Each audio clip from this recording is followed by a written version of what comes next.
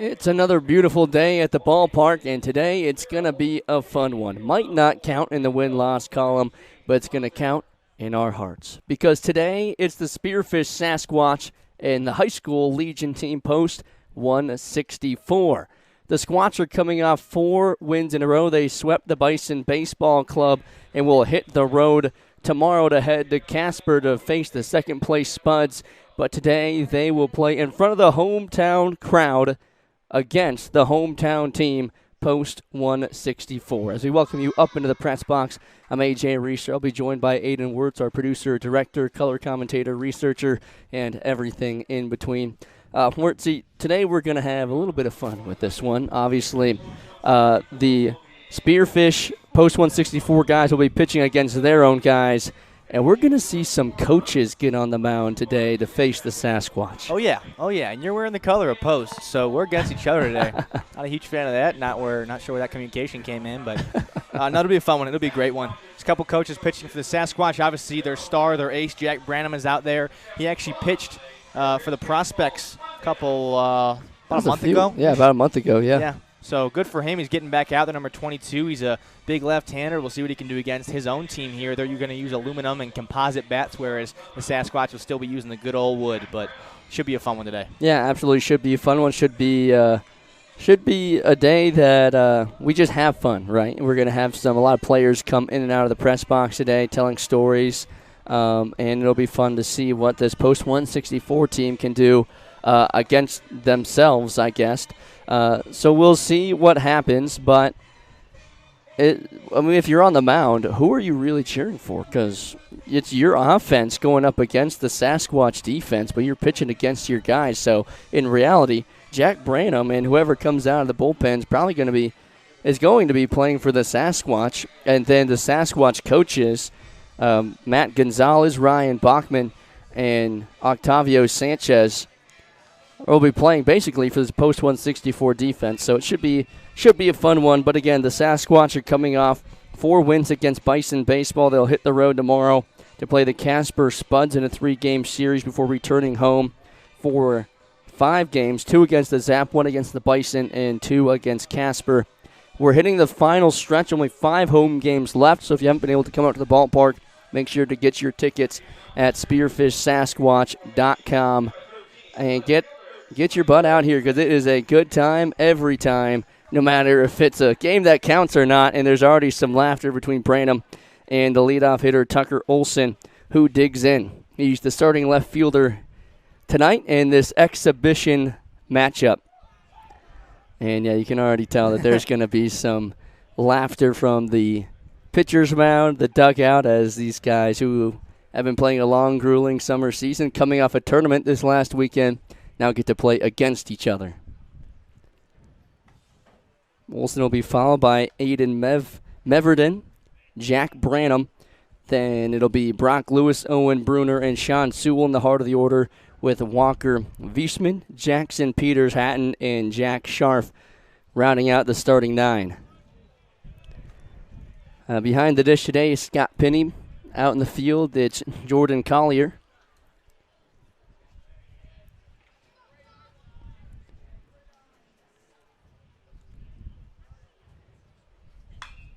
Here's a high fly ball to left. It'll be Niels who's underneath it to make the catch.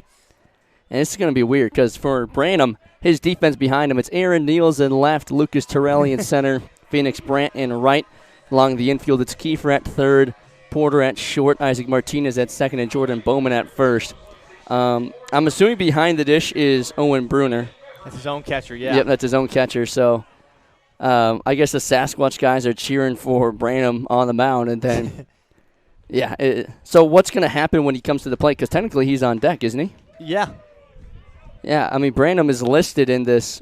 But he won't actually hit, possibly. Cause I'm assuming. Well, then who's on deck then? I mean, Branham might hit if they bring another pitcher in, but. Yeah, I guess I don't really know why they did that.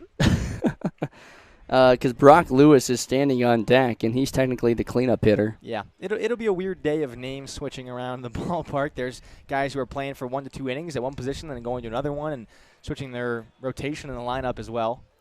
Yeah, the defense for the Sasquatch is going to move around a lot.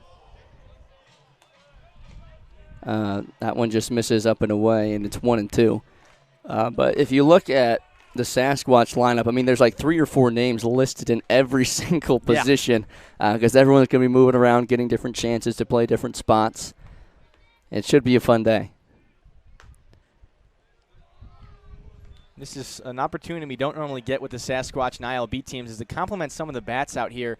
We haven't seen a vibrant teal as we have right here.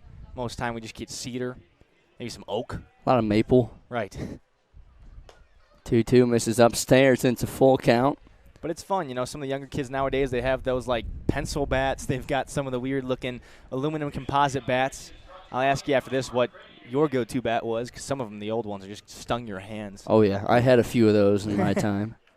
Here's the full count, swing and a miss, and Branham picks up a strikeout against his own teammate. It's good practice for him, obviously. He's still getting some high school kids. Of course, he got better practice when he pitched for the prospects against some of the Squatch guys. He didn't have the most outstanding inning in terms of ERA. Of course, they had a homer or 2 off him. That only makes sense. But to have that experience as a high school kid going into college is great stuff for Jack.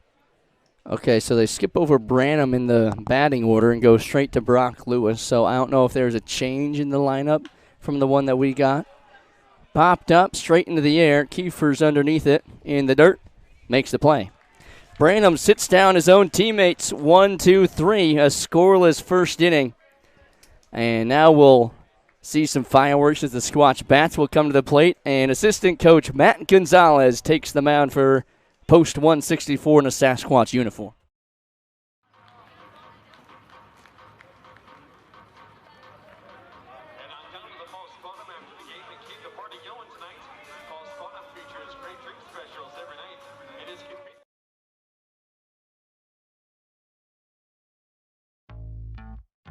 They say there's no guarantees in life. But who's they? And do they have Midco internet? Now there's a guarantee. So let's go. Let's go reliable. Let's go resilient.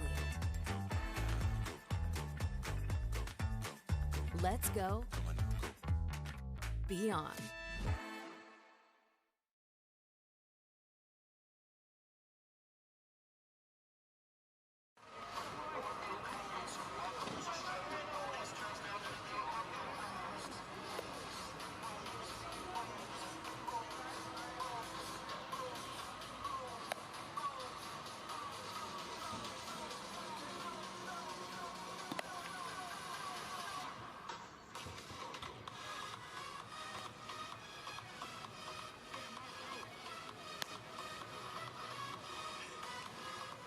Pitching for Spearfish Sasquatch is a player that played for them last year. Now an assistant coach, the pitching coach, Matt Gonzalez on the mound.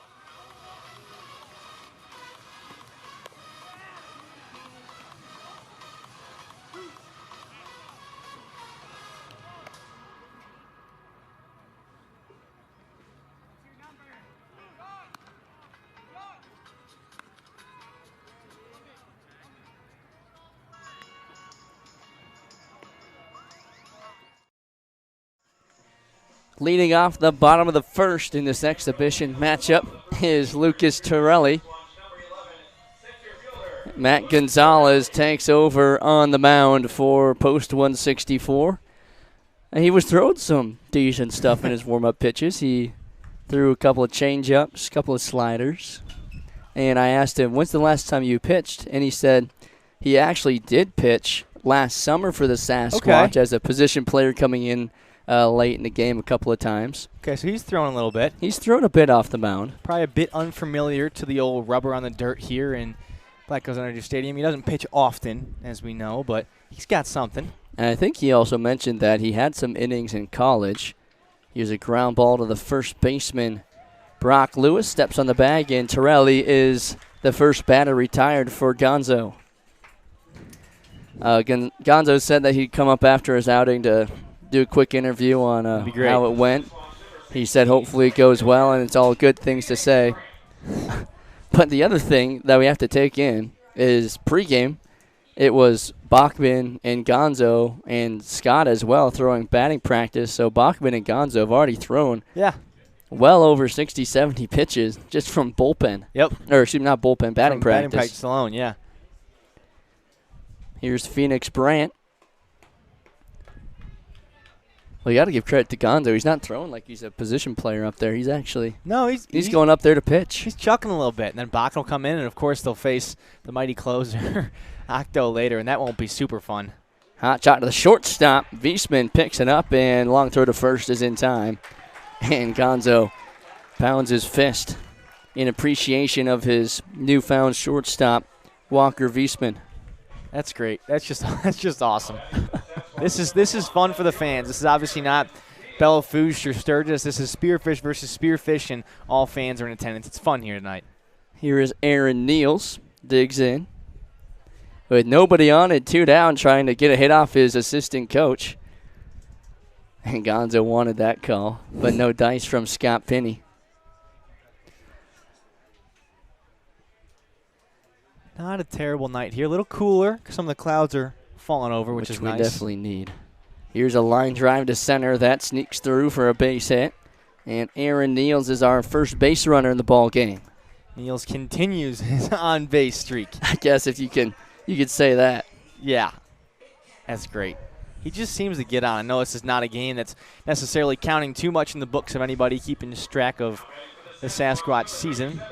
If you are, of course, the Spuds and the Zap are doing pretty well here in the second half. They absolutely are. It's going to be fun to see how that comes down in the final stretch. Of course, the Squatch have Bowman hitting lefty? Sorry. He is. Pops it up to the shortstop, and he makes the catch. I guess I didn't even realize that. Bowman trying to switch things up against his coach. I was like, wait a minute, that's Bowman. That's Bowman out there. He normally hits right, but decided to swing it left-handed and popped out to the shortstop. and Matt Gonzalez strands a runner on first. And I guarantee you, if he strikes anyone out, whoever he strikes out will not hear the end of it. No, it's gonna be fun all night long. Yeah. All right, no score through 1 inning. It'll be a new pitcher on the mound for post 164 when we come back.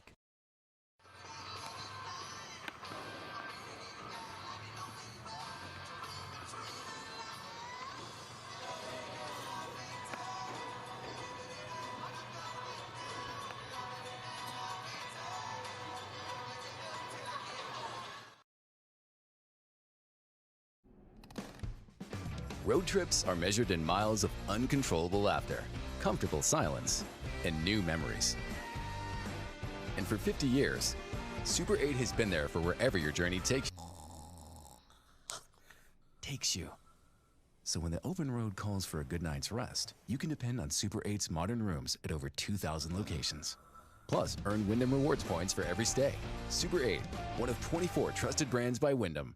See you on the road. My favorite thing about Macero's, it's the staff. The culture is unlike anything I've ever experienced. Spot On has greatly reduced the time our managers spend on scheduling. The biggest advantage is its tip management. At a touch of a button, it instantly allocates tip pooling and tip splitting. Our employees love it that as soon as we've done the tip distribution, they can see what they made yesterday. It's real straightforward. What you see is what you get, and that's what you want working in a restaurant. And with Spot On, you've got everything there at the tip of your fingers.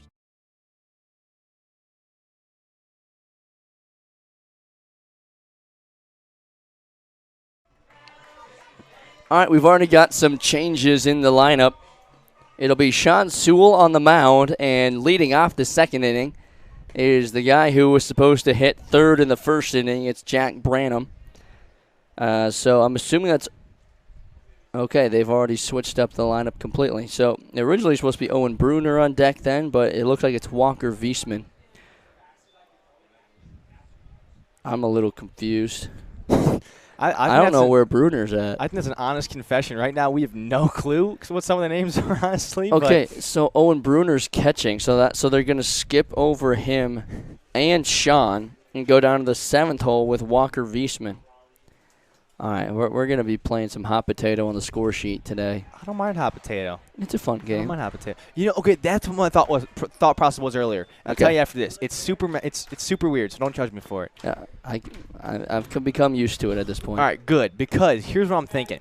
You guys are going out to Casper soon, right? Yep. Casper should only sell potato-based items. Their mascot is a spud. They should just sell fries, chips, baked potatoes, double-baked potatoes. I mean, okay. I don't know. I like that idea. I like it a lot. But hear me out. But can you would it count if a burger has potatoes on it? Oh, like 100%. put some fries on the burger. Yeah, we just call it a spud burger. Dude, we should be running the Casper Spuds concession stands. I agree. So we've got a spud burger, we've got spud fries. Yep. I mean, you could totally do that with the brat as well. And then, it's not actually like made of potatoes. It's kind of like a Chick-fil-A sauce, but it's just called spud sauce. Spud sauce. Yeah. Throw down to second is in time. Wow, Owen Bruner throws out his own teammate and shoots a bow and arrow at him as he gets the out. Wow, what a throwdown from Jack Branham's catcher an inning ago. That's great. How about that? That is great. All right, here is Walker Wiesman, technically the 7-hole hitter, but because the 5 and 6-hole hitter are on the field defensively, he is now hitting. So is Owen Bruner going to get an at-bat this game, or what's the deal? I'd hope so. You'd think so. I'm sure he's itching to get up there and swing against his own guys. And we'll talk about it later, of course. Some of the pitchers for the Sasquatch will get a chance to hit. Some of them won't. Yep. We talked to Hoppy before. He's not overly mad about not getting one because he does have a 1,000 batting average, and we'd like to keep it that way. I think BY is going to get an at-bat today. Oh, boy. That'll be fun. 2-2 the count now. Sorry, messed it up for a second. It had gotten the scoreboard hit. But, throwing some eephus pitches here now, and then back to low fastball. Looks like the Plainsman pitchers from Yeah. last week. Yeah, Or it was does. it was both of them. I think Both both of them had player. position players at one point where they throw some eephus pitches Yeah. and then Yeah. come back with a 70-mile-an-hour heater. 70 They're miles. probably throwing a little harder than that. I got to give them some credit. Some credit, yeah. All right, Wiesman works a walk. That's the second free base from Sean Sewell this inning. That'll bring up Jackson Peters Hatton. Not to be mistaken with the Grim Reaper from the Sasquatch. Yeah, he's down there in the bullpen. He's not. I don't think any of our pitchers are going to see any time. From what it looked like, if any players for the Sasquatch are going to pitch, it looks like it's going to be Quap or Hansen. Okay. That's the information I've gathered. I did see Quap throwing a little bit. Yep. And I think if we really need to, then Carson Hansen will go out there and throw a little bit as well. And it looks like Quap's coming back from the bullpen. So that'll be fun. Yeah, it will be fun. Pickoff attempt by Sewell is not in time. It's his second pickoff attempt, too. They're just having fun over there at first. So Bowman's at first, and he's still throwing the same way, but batted lefty earlier. Yeah, and he took a hack at the first pitch he saw, so did not give himself a chance to even look at one of Gonzo's pitches.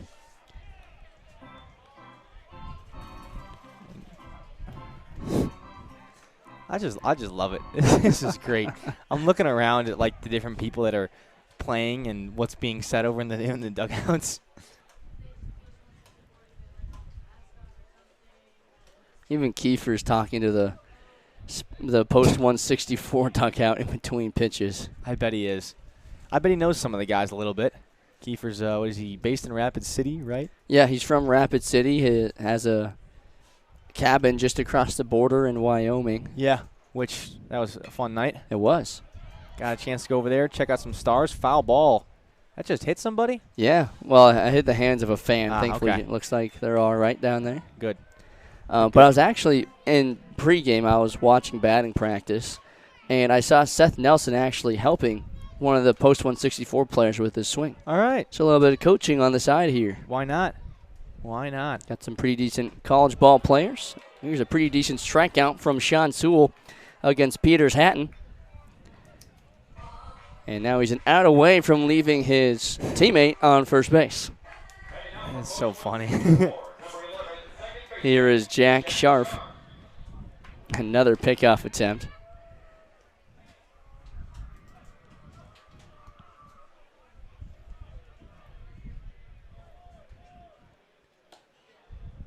Well, it was kind of a conversation before the game on how many more fans did Post 164 going to bring, yeah. or the Sasquatch going to bring more fans. I'd say it's pretty 50-50, maybe 60-40 in favor of Post 164. Yeah, it's not the most interesting game for once in a while Squatch fans. For loyal ones, Connie Wagner still sitting in her same seat, season ticket holder, right by the dugout. No throw from Bruner behind the dish, and that'll be a stolen base for Wiesman. And it's 1-2 on the swing and miss from Scharf. But yeah, I'd say you got a decent amount of Squatch fans in there, their jerseys, and a lot of Post 164 families in attendance. Just watching some baseball. Breaking ball, chopped to the left side. In comes Porter from short, throws to first in time for out number 3. Got to give credit to the Sasquatch defense. Despite the exhibition game, they're going to play hard and get through this ball game, helping out the Post 164 pitchers. Leading off the second, when we come back, it'll be Isaac Martinez, Clay Porter, and Wilson Kiefer.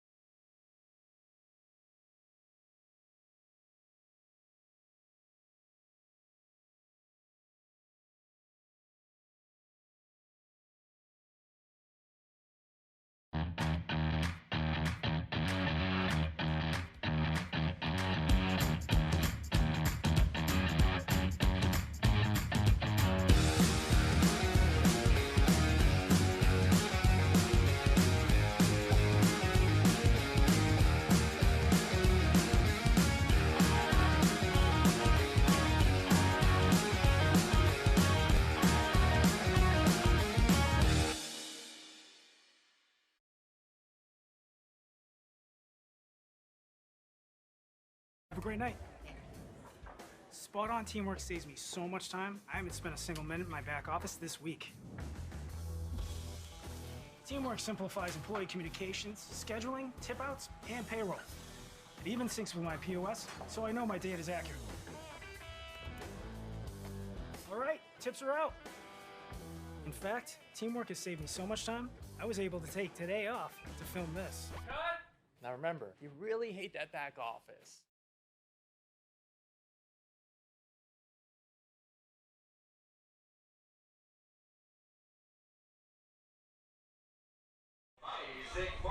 Matt Gonzalez back out for another inning of work. Aaron Neals was the lone Sasquatch player to get on base. He roped a single up the middle. Here's Isaac Martinez facing his coach. First pitch is away for ball one. I'm going to be interested to see if anyone else decides to go to flip the way that they're hitting. Martinez is a natural lefty, so he's pretty comfortable in this spot. Here's a hot shot to the first baseman, Lewis, and he picks it up. Brock better be ready down there. He's going to get a lot of hard ground balls to him. If Fans love that. That's Branham now at first. Oh, it is? Now it's Branham, so. Okay, my he's wearing fault. 22, so Brock right? Lewis is not at first base, so it's, yeah, that's Jack Branham. Here's Clay Porter. Just moving all over the place. This is going to be tough. All right, Porter's a natural righty. Got to keep track of that, too, now. After what Bo did to us. Yeah, bear with us on names, on which side of the plate they're on. It's just a fun game for everybody today. So did Brock Lewis move somewhere else then? All right, let's see if we can use our eyeballs here. What number is Brock today? 16. I don't know. Five binoculars, which we should invest in. Well, I know we say, okay, I see him down in the dugout. Okay, all right, so he's Lewis not is even not on in the the field, field. so it's just Jack Branham at first. Swing and a miss. It's 2-1 on Porter. No one has struck out yet against Gonzo, but I guarantee you if he gets one, he's going to let them have it. Oh, yeah. And so is the dugout. Oh, yeah. 2-1. Breaker pulled down the left field line. Going back is Olsen. He'll make the catch. And this got to be fun for some of the Spearfish Post 164 outfielders, too. They don't really have too many kids that can hit the ball to the warning track in their games either. Yeah, we've been able to watch some of their tournaments. And you're right, most of the time they play about halfway in just because a lot of kids can't hit it out that far unless you have a real slugger at the plate. But it'll be fun for this defense to face some high-level batted balls. Nasty off-speed from Gonzo. Kiefer went fishing and came up with nothing.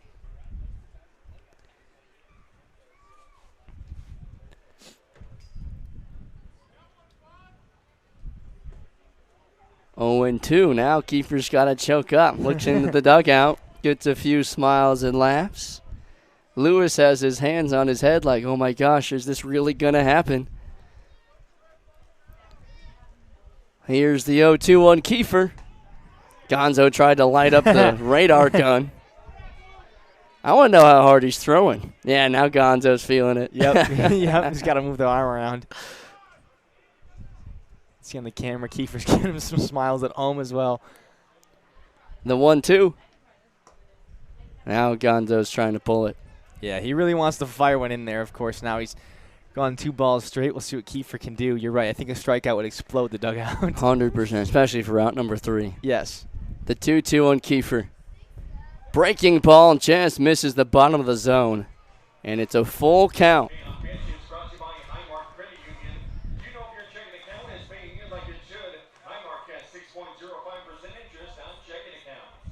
Full count, 2 down. The pitch from Gonzo. Lifts it out to shallow center. It'll drop in for a base hit. Kiefer rounds first hard, but will hold up there with a single. So no strikeout quite yet for the Sasquatch. And now they'll have to skip Hartman and go to Karsten Hansen, the designated hitter. I mean, if you're a guy in the dugout, you got to be on your toes because you don't really know when you're going to be coming up to the plate. Exactly. So now, it looks like they're already making the move. Looks like BY is on deck. Oh, my. If Hanson's able to get on. We're going to see the PO hit. Another nasty off speed from Gonzo. I mean, that looked like an off speed. He's got some nice outer break. I couldn't tell if that might have been a two-seamer, too. He just took something off of, but had some nice tail to it. Seth Nelson, the first base coach today. I mean, no third base coach, though. I was just about to say, so Kiefer's got nobody to take signs from the steal over there, so it's on his own dime here. If you could pick anyone from this team to be your third base coach, who would it be? Oh, gosh, that's a great question. I think I need somebody who will give me, good decisions but also make me laugh a little bit. So let me go with – I'm going to go with Sam as my third base coach. That's a good choice. That's who I had at my top of my head as well. Yep. Sam would be fun. Let's think. I honestly probably would have said Seth. Oh, yeah. I mean, Seth – anybody who could be that. Flip to left. Olsen towards the line. Makes the play. So we'll wait to see BY in the third. And I know he really wants to face Gonzo. Him and Gonzo have a great relationship, and I really hope that Gonzo stays out for at least one more inning. All right, no score through 2. It'll be post 164 coming to the plate when we come back.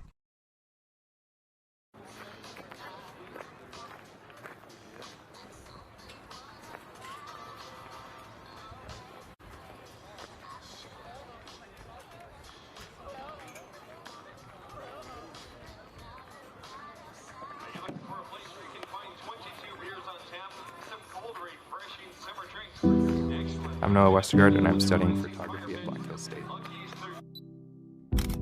Being able to use what I learned in class to apply to actual things and not just a project for a grade, to have an actual purpose behind some stuff. I think it's pretty rewarding. The opportunities are there. I know that I'll be able to do whatever comes my way.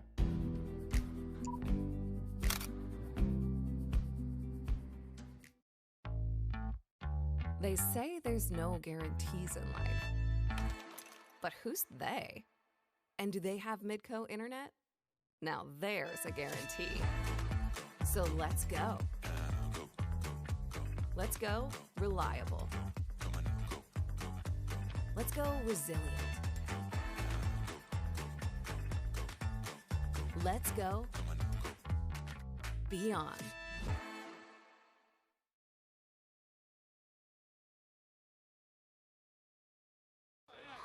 Spearfish's premier IV therapy clinic. Visit their website at peakinfusion.com to learn more about how you can support your immune system, rehydrate, and feel in your best this summer.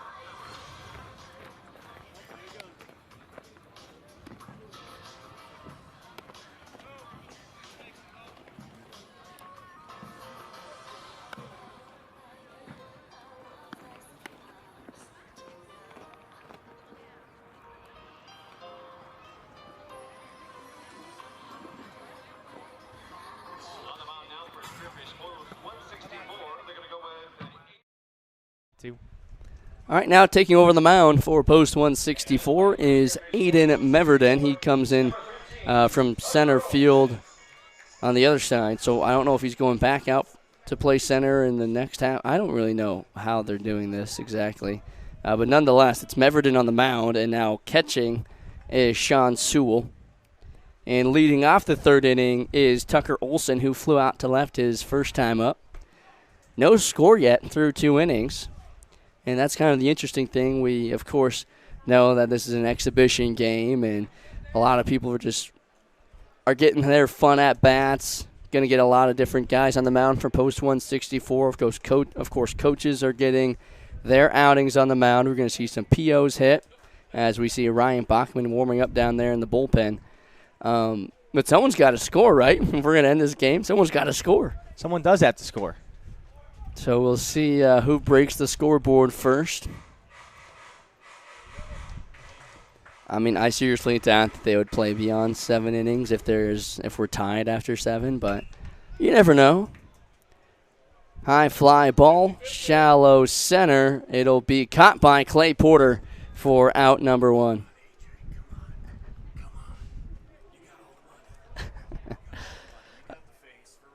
I wish I had money.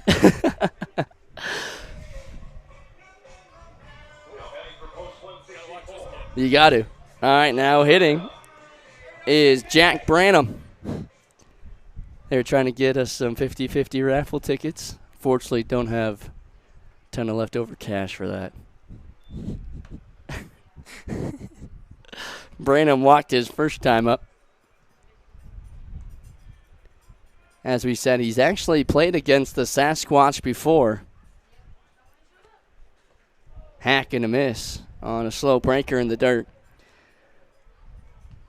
I mean, he threw against the Sasquatch, like we said, about a month ago for the Prospects. Right. Tough outing. Led up a couple of home runs, the first of the year for the Sasquatch, actually. And if anything, the Sasquatch team should be thanking Branham, because after that game, they took off. Yes. And I don't want to say it's because they teed off on Branham by any means. Branham did best he could against a team that has a ton of really good collegiate players. Yeah. He did his absolute best, and he's been lights out for this post-164 team. He's going to go play collegiate ball. So he ropes one down the right field line. It'll stay fair and into the corner. Branham's on his way to second. The throw in will be cut off. He's on his way to third. The throw from Martinez in shallow right is in time to get him. What a relay from Brandt to Martinez to Kiefer. And Jack Branham, a double down the line, is thrown out at third. What a game we have on our hands here. This is awesome. Got to give him credit. A lot of hustle. But it was going to be tough to try and beat out the throw from this electric defense. And he is gunned down at third, trying to stretch a double into a triple. This is great. This is just some fun baseball. Even his dad agrees, says his dad. All right, here's Brock Lewis, who digs in with nobody on and 2 down. Breaker can't catch the inside corner. Lewis popped out his first time up. Well, I'm already screwing up on my scorebook. I accidentally said that doubles in the 4th inning, not the 3rd. I'm all over the place today, Wertzy. I think we all are. There's so many names getting mixed around. All right, so who's on deck? Okay, it is Owen Bruner on deck, and it'll be his first at-bat if we get there. And then you're pitching the 6th, I heard. That'd be great.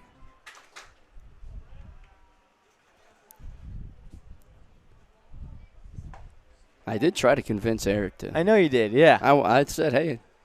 I even talked to Bach pregame. He was like, dude, I'll just throw batting practice to give your arm some rest. Yeah, that'd have been great. That'd have been awesome. But I think we're going to have a different celebrity guest take an at-bat later in the game.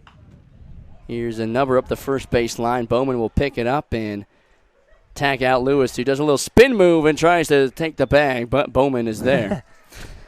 A little exciting from there, Brock Lewis, as he grounds out to Bowman. And the post-164 team goes down in order after a double down the line from Jack Branham. He was thrown out at third. Still no score. Bottom of the 3rd when we come back.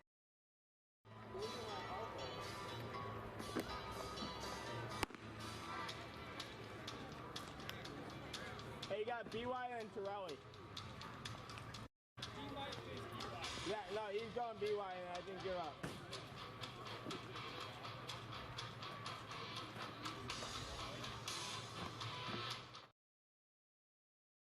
Hi, I'm Dr. Jet Rogers at Peak Family Chiropractic and Sports Performance. We all take different paths in life. That's why we utilize multiple different treatments here at Peak. Our main treatment is our high-level chiropractic adjustment, but we also emphasize the use of cupping, scraping, vibration massage, trigger point therapy, and active care to promote movement, strength, mobility, and most of all, pain relief. Why travel to multiple locations when you can have total wellness under one roof? Stop in today and let's get you to your peak.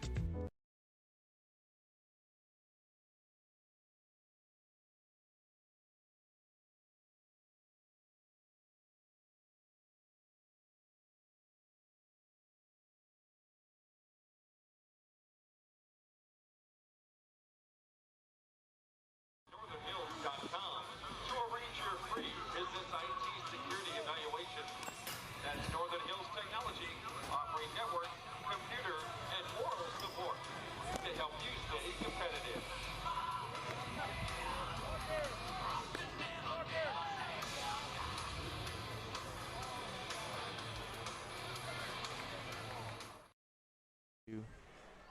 Now batting for the Sasquatch is the PO, number 39, from Tampa, Florida, Brian Young. All right, BY, this is what you wanted. He does have one at-bat this season. It was against the Prospects. It was a fielder's choice. He did pick up an RBI. First pitch from Gonzo is behind him. Hold on a minute. We might see BY charge the mound. Yeah, he might take off his helmet and go after Gonzo if he gets plunked. A warning pitch from Gonzo. This is exactly what Matt wanted. He's been saying since he knew that he was going to be pitching that he wanted to face BY. And Gonzo's not backing down either. He's going to try to throw some heat right by him.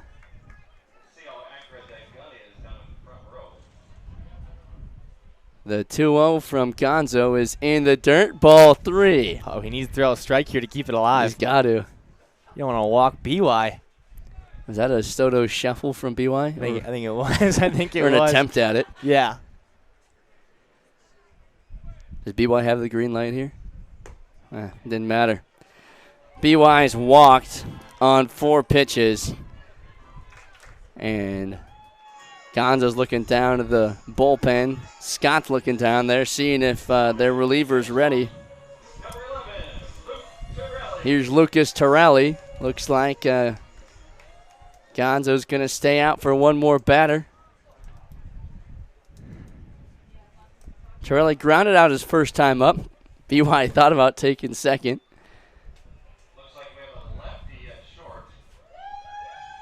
Jack Brandon moving all around. Is he going to play all 9 positions today? I think he might. I mean, he got 7 innings to do it, so probably not. Oh, boy.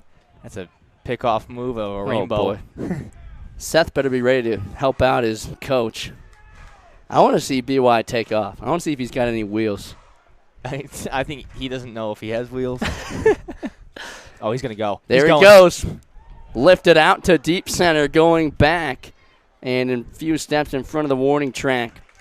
It looks like Meverdin's out there to make the catch. Again, I don't really know who it is anymore in the field for post 164. All right, here is Phoenix Brant. He's still looking down there to Bach. Bach's just taking his time down there in the bullpen. Here we go. All right, Justice Scott's going to go out there and make the motion down to the bullpen. We'll have a new pitcher for the Sasquatch, and we're going to give you an exclusive look at his entrance, hopefully here in a moment. But now entering the ball game is a Spearfish Sasquatch legend. Next week he'll be getting his number retired, but now he's entering the field. It's number 24, Ryan Bachman.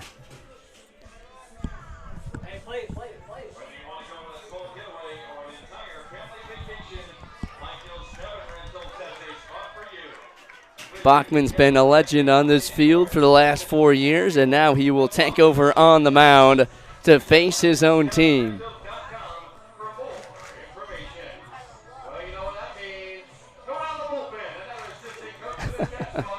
This is going to be fun. I can only imagine what that conversation was like with Hartman. Awesome. Awesome stuff. And Bach is ready to go on the mound.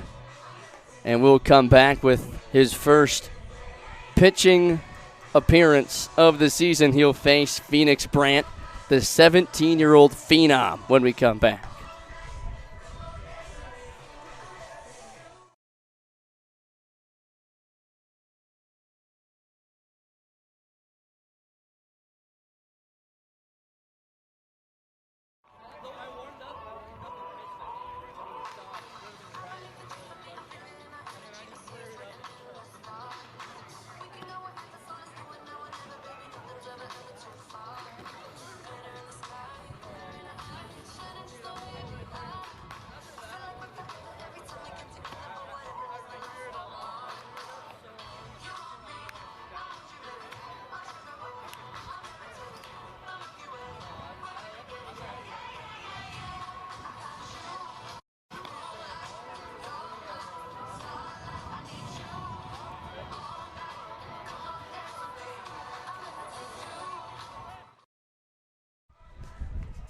All right, leading off, I guess, for the Sasquatch with 1 out and a runner on first. It'll be Phoenix Brandt. He'll be the first to face Ryan Bachman on the mound.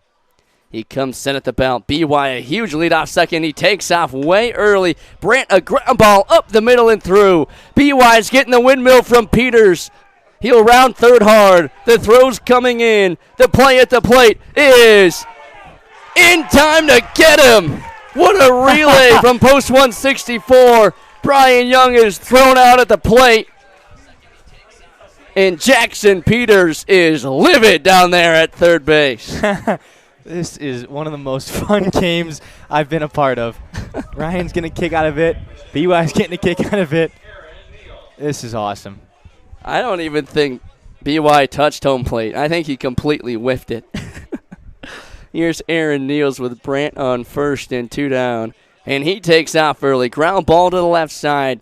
Bobbled by the third baseman. He goes to first. Dugout in time for out number 3. Ryan Bachman, a scoreless first inning after some help from his defense. It's 0-0 through 3.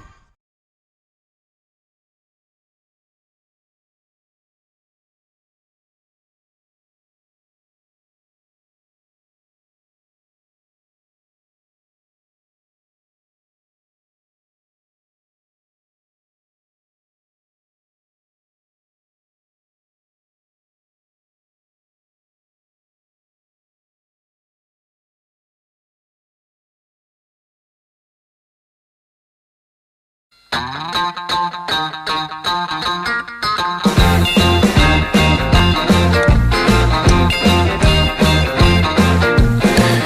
wanna shout out to the world so they know my sweet baby loves me so. She got me going, yeah, she turns me on. She loves me, yeah, she loves me, and it blows my mind. Hey, nice try. Yeah, it blows my mind. She's my lover.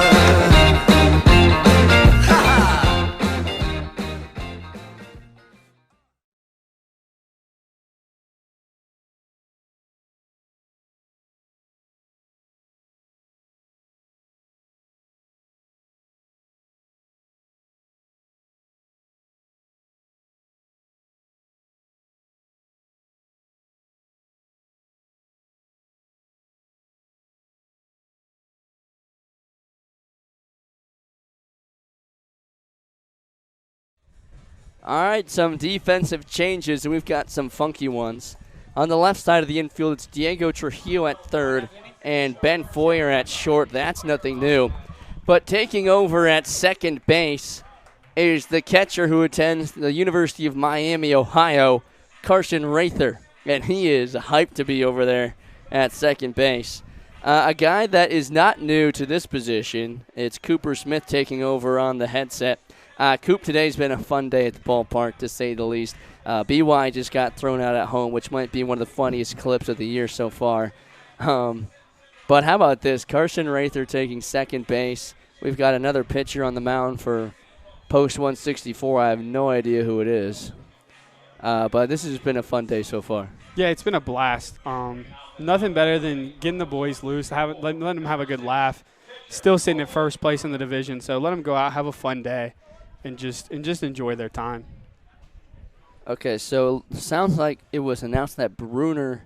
Okay, it's Bruner at the plate, but taking over on the mound, it's Riley Feyereisen, and he just got hit by a line drive this last weekend in the head, if I'm not mistaken. So the fact that he's even out here is pretty cool. Yeah, he's a dog, you know. Post has a whole bunch of dogs, you know. Grew up in Spearfish, grew up in the mud. So they're just out here having a good game, competing with the Spearfish Sasquatch. It's been really fun, and you're seeing a lot of different guys in different positions. Look at Rather and Bowman. They're jumping up and down over there at first and second base. Rather looks like a second baseman. He does. You know, he's got the build. Here, where's he? This next pitch, go to the right field camera so you can see Bowman and Rather jump. The 3-0.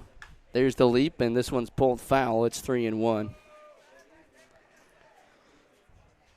It's just been such a weird day, but the fun day. And, of course, the day before that, the Squats go and play the Casper Spuds in a four-game series over there. It'll be a big one. If the Squatch can take care of business, they could push Casper out of the playoffs, instead invite Oahe in, and that would really change things, especially with how successful the Squatch have been against the Zap this season. Yeah, I mean, I believe we sit at 7-2 against them this season. I believe so. If I'm not mistaken. So, and Casper, we've obviously only played the 2 games, and we split. So it's definitely a more inviting setting for us to go out and win those playoffs. But also, you got to show up every day and play the game. So I think this is a good laugh. But I think after this, I think the boys will be locked in, ready to go for the next few weeks.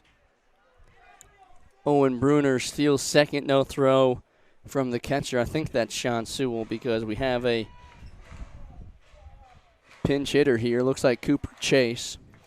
Shout out, Coop. Not really sure where he's penciled in, so I'm just going to add him as the 10th man down at the bottom. Upstairs for ball 1.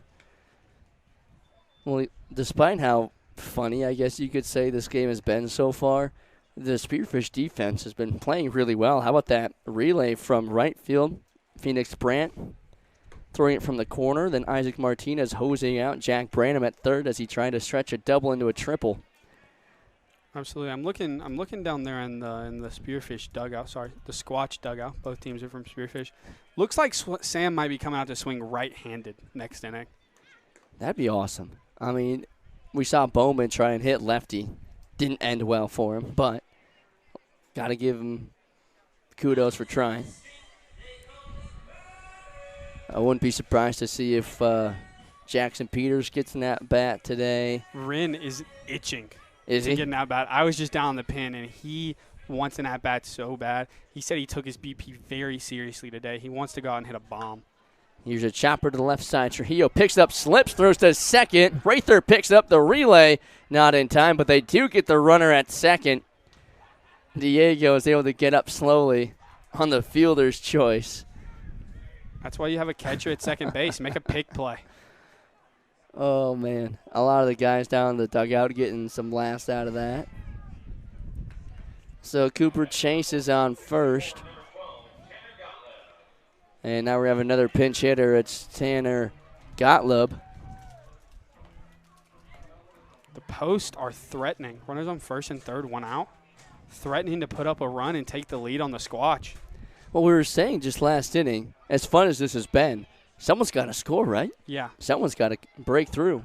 Runner takes off for second. The throw down is high. It's over the glove of Rather. And in the score is Owen Bruner. Post 164 strikes the scoreboard first. It's 1-0. It would be an incredible feat if they go out here, our coaches shut down the Squatch, and Post absolutely comes out and hangs a number on them today. What a momentum builder would be for them for the rest of the season. Absolutely, right? You know, they got third place this weekend. I was working the tournament, took the third place game this weekend, so already some good momentum coming into today. Took that yesterday, so. Well, they're hot right now. I mean, that's why they're up. Post is hot, hotter than the Squatch right now. Ball in the dirt, throw down at third is not in time. No slide from Cooper Chase as he trips up at third, but he's in there safely. And it's 3-0 on Tanner Gottlieb.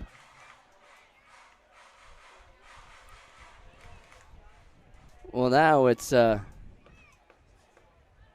need a big pitch here from Riley, pitching against his teammates. We witnessing some collusion here, Coop? Could be, you know. Trying to help out his offense? Yeah, throw in some bloops in there, let him get a hit or two, walk a few batters, send him around, you know. Look at this. Looks like the infield is in. Plays at the plate if it's on the ground. Infield is in, or outfield is in as well. Let's have a player-catcher collision at the plate. How electrifying would that be? Well, here's a strikeout. Trying to get out of this inning and only let up one run against his teammates. Now hitting is another pinch hitter. Looks like Jet Schaefer will come in to hit. What a name. Can we get an age check on some of these kids? This kid looks like he could be 11 years old.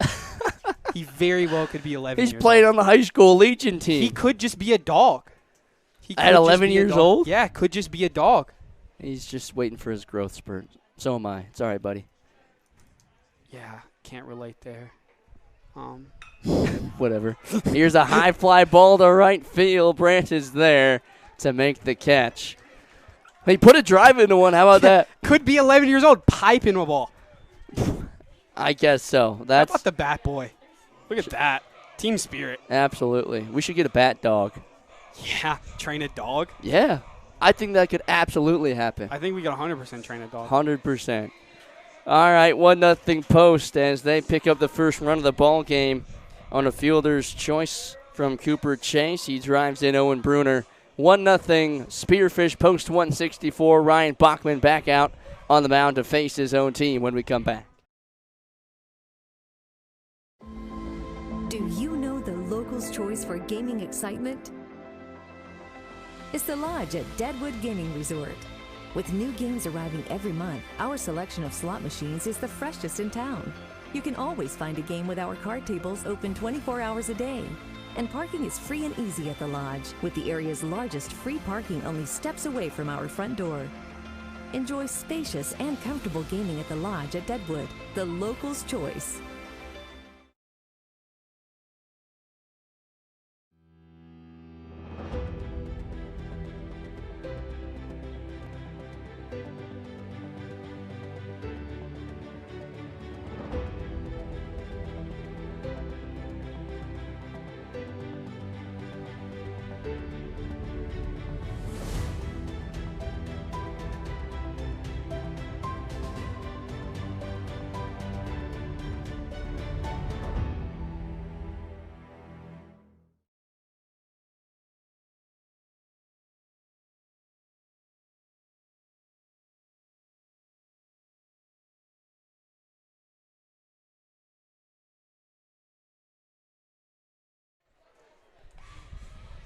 All right, bottom of the fourth in a 1-0 ball game. The high school Legion team is currently beating the Spearfish Sasquatch.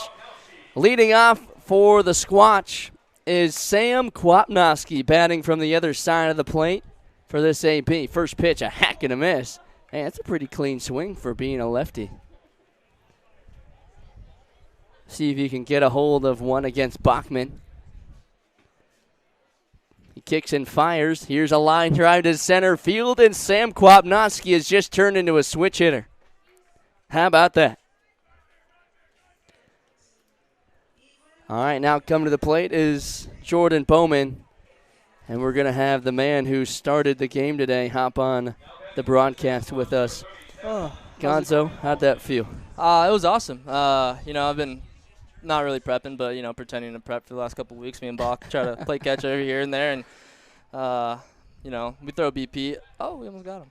We throw BP every here and there. So we were just hoping to catch it on a good day where I could, throw strikes. I knew that was going to be the problem. The stuff wasn't, going to be the issue. It was good if I could throw strikes or not. And it was a little iffy, but, got the job done. I mean, scoreless. Yep. Quap takes off for a second. The throw down is wide, and he's in there. But I got to ask about the arm because obviously you threw BP today. Right. How is it feeling? It's not great. It's a little red already. I don't know what from. Oh, boy. But, it's just part of throwing, I guess. Haven't thrown in a minute. A lot of strain on the forearm. Definitely won't be throwing BP tomorrow. I already told Justice be ready to go all four because I'm not going to have it in Casper for a couple of days, I'm sure. But it actually doesn't feel terrible right now. I could have definitely gone on longer, but it's time to pass the torch to Bach and, trust him, trust my bullpen with Octo in the back end. So absolutely. Yeah, it's time. Sounds like a good game plan. Bowman unloads one to deep right, but it'll hang up for the right fielder to make the play. Quap tags up from second. The throw in will not be there. And the Squatch have the tying run 90 feet away. You got your wish. You got to face BY. I did. You threw behind him.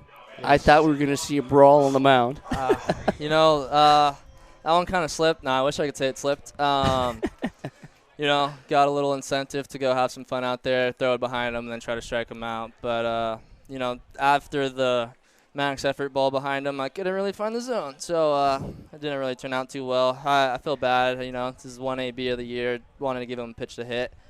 Couldn't, unfortunately, but he said it's okay. He was kind of scared anyway, so he was like, I wanted to get one swing, but I'll take what I can get. And as you can see, he's quite the runner. Made it all the way around home in about 20 seconds and got hosed at home, so it was fun to watch that too. Would it maybe like to see him slide?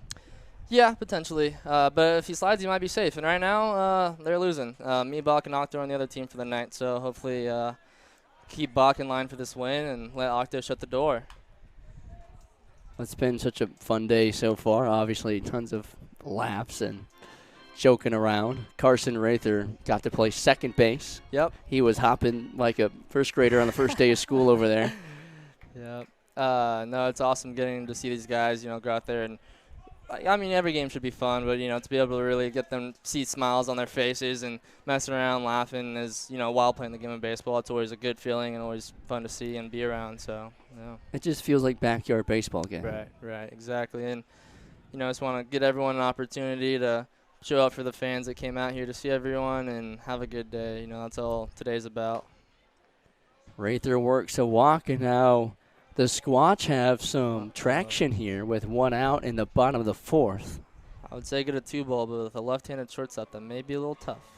Yeah, Brandom's been all over the place. Were you able to talk to the guys a little bit out there? I told them if they made an error for me that they're going to be cut. I think it worked. Some great plays over at first, and that shortstop, made a hell of a play.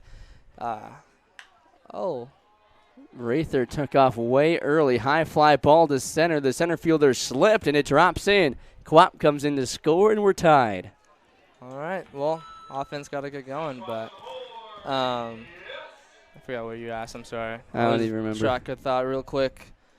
Yeah, should be fun. Oh, Diego's getting a little hitting advice from our third base coach, Jackson Peters, right now. I wonder what that's about. Well, he was pretty mad about the call at home plate after BY was thrown out. Yeah, Jackson's a very animated guy. We kind of decided if he was the coach of the team. Seth's giving signs to nobody right now, too. I guess Diego is looking. He's bunting. Okay. Here we go. With 2 on and 1 down. Here comes the pitch from Bach. Runner takes off for third. It's in the dirt. Rather is there. Foyer takes off way late, but he's in there anyway. Diego trying to punch in a couple of runs and give the Squatch a lead here in the 4th inning. I trust Bach. If there's a guy that he wants to strike out, I promise you it's Diego Trujillo. So we shall see. Now, we couldn't help but notice, Gonzo, that you had some pretty decent off-speed stuff when you were up there. Yeah, that's kind of been ever since I've stopped pitching, unfortunately, my changeup got pretty good. So I was able to land it twice out there, but there's some pretty good takes on their end, and they gave me some good feedback, said it looked good. I just gotta, not throw it first pitch. It's easier to take when it's easy to take when it's first pitch, and you see spin. So, Diego swings that one yes, he did. at his face. I like that. That's what I wanted BY to do, but unfortunately he didn't. Didn't bite it? No. And then the slider, I had no feel for the slider over the last month or so. I knew that was going to be the trouble pitch, but had some bullpens with J.J. Neal and Mitch out in right, and we just it kind of showed me a couple grips to play with. And who's this hitting? Is this Mitch? Yeah. Here we go. Here's this Mitch is the matchup Hamrock. of the day. All right, Mitch Teammate Hamrock. versus teammate. Yeah, a couple of guys that attended Mount Marty. Now, Bach's actually the reason why Mitch is out here. This is true. Oh, there's good my swing. car. But, yeah, so they kind of helped me with the slider, and really until today it hasn't worked. So to go out there and throw the sliders, I was able to throw and get some swings and misses on them and, actually have the ball move. It was kind of cool. Can't complain about that. We kept saying that if you actually struck someone out, they'd never hear the end of it. Oh, absolutely not. That was one of my goals, but, one of the Part B goals. I wanted to throw some strikes and, just throw as many strikes as I could. The last thing I wanted was to just walk the house because that's what I tell my players not to do. So, fortunately, I only walked BY. But, yeah, it was fun. Fastball command was probably the worst of it today, but it's all right. Now, it looked like you were really reaching back, trying to throw that fastball pretty hard. One or two of them I kind of put into it. Oh, here goes Trujillo. The pickoff attempt from Bach gets him. Ryan Bachman gets the third out at second base as Diego took off way early. That's one way to get out of a jam. But the Squatch put up 2 runs, and they take a 1-run lead. And this has just been fun, Gonzo. Yeah. This has been a blast. This has been fun. I'll be up here for one more, and then Bach will be up here after his outing. He should be done pretty soon. So. All right, perfect. All right, 2-1 Squatch. The Post 164 team are coming back when we come back.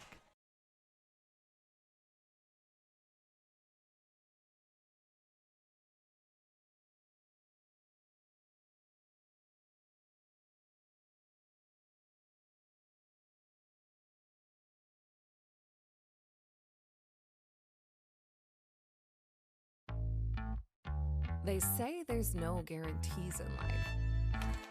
But who's they? And do they have Midco internet? Now there's a guarantee. So let's go. Let's go reliable. Let's go resilient. Let's go beyond.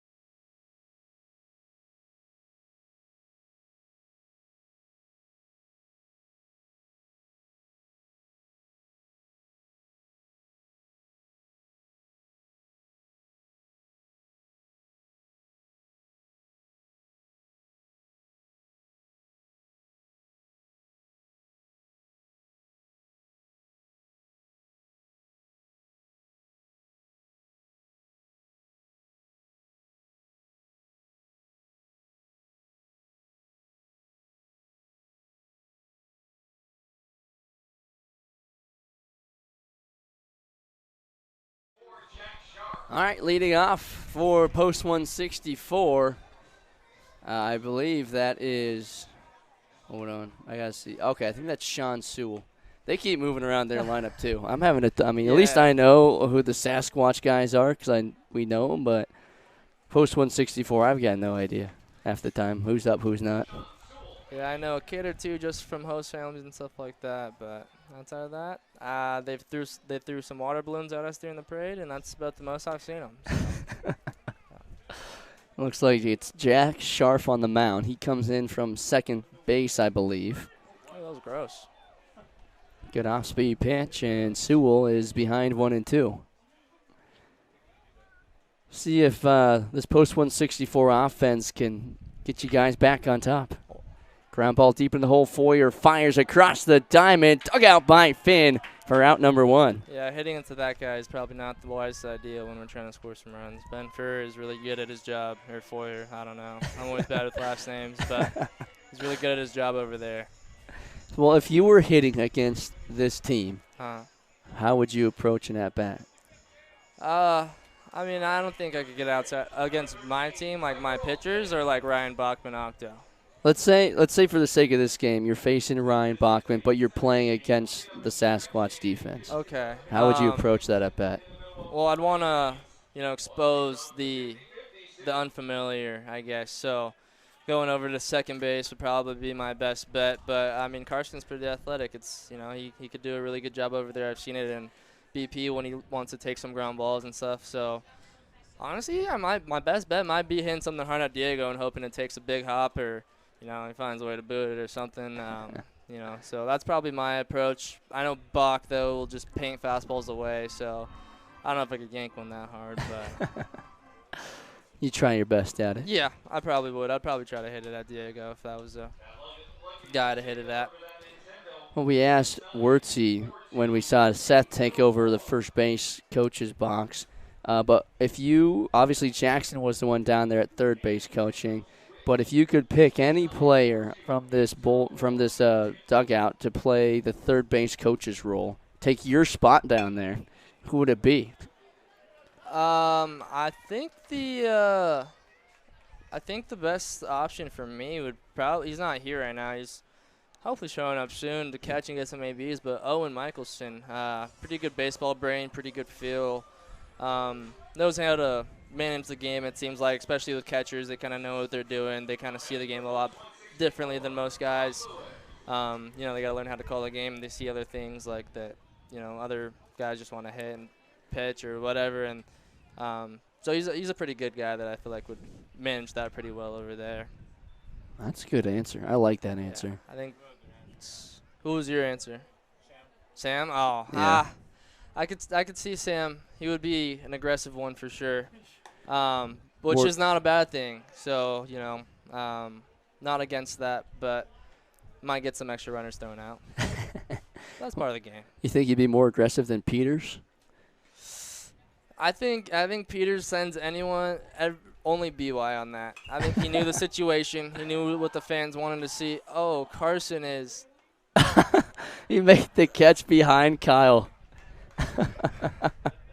Called off, and you could hear him calling for it from up here.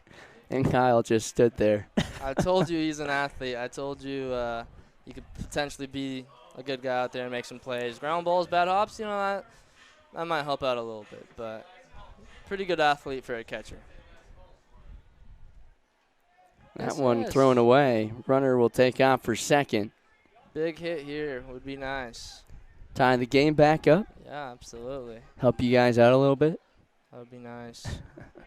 Excited to see Octo throw. I've caught some baseballs with him, and it's already like, Bach asked me earlier. We were coming home from the kids camp, and he was like, "If you get an at bat, like if they ask you want an at bat, what are you saying?" And I was like, "Well, by that point it'll probably be Octo, and that's not really an at bat that I want to have. He's kind of scary, and I haven't hit a baseball in coming on 3 months now. I think I've swung a bat twice, so." I told him probably not. Probably not? Probably not. And he said, "Thank you. I don't want to be the only one to say no." And I was like, all right, cool. Because then he would have had to take the AB. Yeah, exactly. So we're going to let the pitchers hit and figure that out in the 10 hole, and whatever else happens, happens. I only gave up a couple base hits. Niels was all happy about his ball that hit about that far off the barrel or off the end of the bat. So he was all happy about that. I'll give that to him. And then Kiefer, same thing. Got jammed really bad and ended up getting lucky and getting a hit. So not safe. Ooh, throw down a third. And I'm not too. Jackson's out there yelling again. Yep. Yeah. Yep. I think he's going to Is go that out. my hat? He should. How does he have that? I think he's got your third base helmet. Yeah, he's yelling at the umpires. Yeah. Oh no, he's yelling at Diego, I think. Oh, is he? I think, yeah. Swing and a miss. That'll be a strikeout. And post 164, Strands a runner on third. Couldn't quite tie it up for your squad, Gonzo. Nope. We will get there eventually. I trust in the offense and trust Bach and Octo to keep it close for us. Stick around for this last half, and then he'll be up there. Who's next to take an at-bat as one of the POs? Who's the next PO to get an at-bat? I'm not sure. When we wrote the lineup today, we wrote 1 through 9, and then we wrote 10, pitcher. So, it was kind of pick your own. So I picked BY. He's kind of been asking for it for a while. And then Bach, obviously, I think, asked for Mitch. He wanted the, the Mount Marty and Mount Marty matchup. Mount Marty rivalry and see how that goes. So, I don't know who's Octo's going to pick. I know initially JJ wanted an at-bat against him, but he may be out for the game. So, we'll see about that. We'll see. We'll see who comes to the plate. But for right now, boy, look who's behind the dish. Oh, it's Coach Justice. I forgot about that. Yep. Looks like head coach Justice Scott's going to get down behind the dish and catch this inning with Ryan Bachman. We're just having fun out here, aren't we? Pre-warning, he said if you throw a wild pitch, you have to go get it. So he's not moving once he gets down. And he said he's not throwing anyone out. So don't let anyone on, which hopefully doesn't happen, and don't throw any pass balls, or else you got to go chase them yourself. Well, it's going to be tough with this guy who's going to lead it off. We're going to have our celebrity hitter. Yeah, I have a feeling Grayson's going to do something pretty cool here. So this is potentially bad for Coach Justice. Hopefully he can be light on his feet one more time for us. Oh, there he goes. Yep. Looks like Penny's going to help him out. All right, Gonzo, thank you so much for joining us up here, and good luck to your squad Thank you. this rest of the game. Hopefully they can get one on the board for you. Sounds good. Thank you. Awesome. Thanks, Gonzo. All right, we'll be right back. It's 2-1. Grayson Chapeau will lead things off when we come.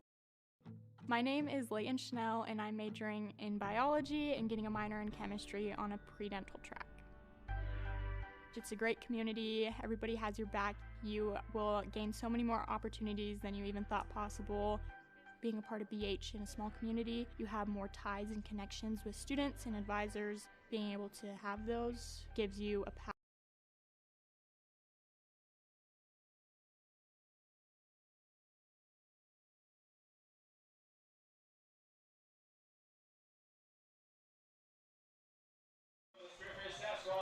Leading off the bottom of the fifth for the Spearfish Sasquatch is Grayson Chapeau, or better known as, hold on, let me get there. I know I have it written down somewhere. You have the whole thing? I have the whole thing written down. Let me get there. Base hit down the third base line, and Grayson Chapeau, Golden Goody Grayson, Carl Superhero, Ninja Turtle Chapeau is on first base off of Ryan Bachman. They're going to have a pinch runner for him. It'll be, is that Caleb Hoppy? I think so, and the entire Sasquatch dugout's going to come out and congratulate Grayson. First pitch against Bach, and he ropes it down the third base line. First pitch swinging, we talked about it before the game. There was no other approach Grayson was going to have coming to the plate than swinging at the first pitch, and he ripped it down there. Put it right down. You couldn't have hand-rolled it any better for Grayson. No. Great hit for Grayson. He'll be pinch ran for by Caleb Hoppy, I believe, at first.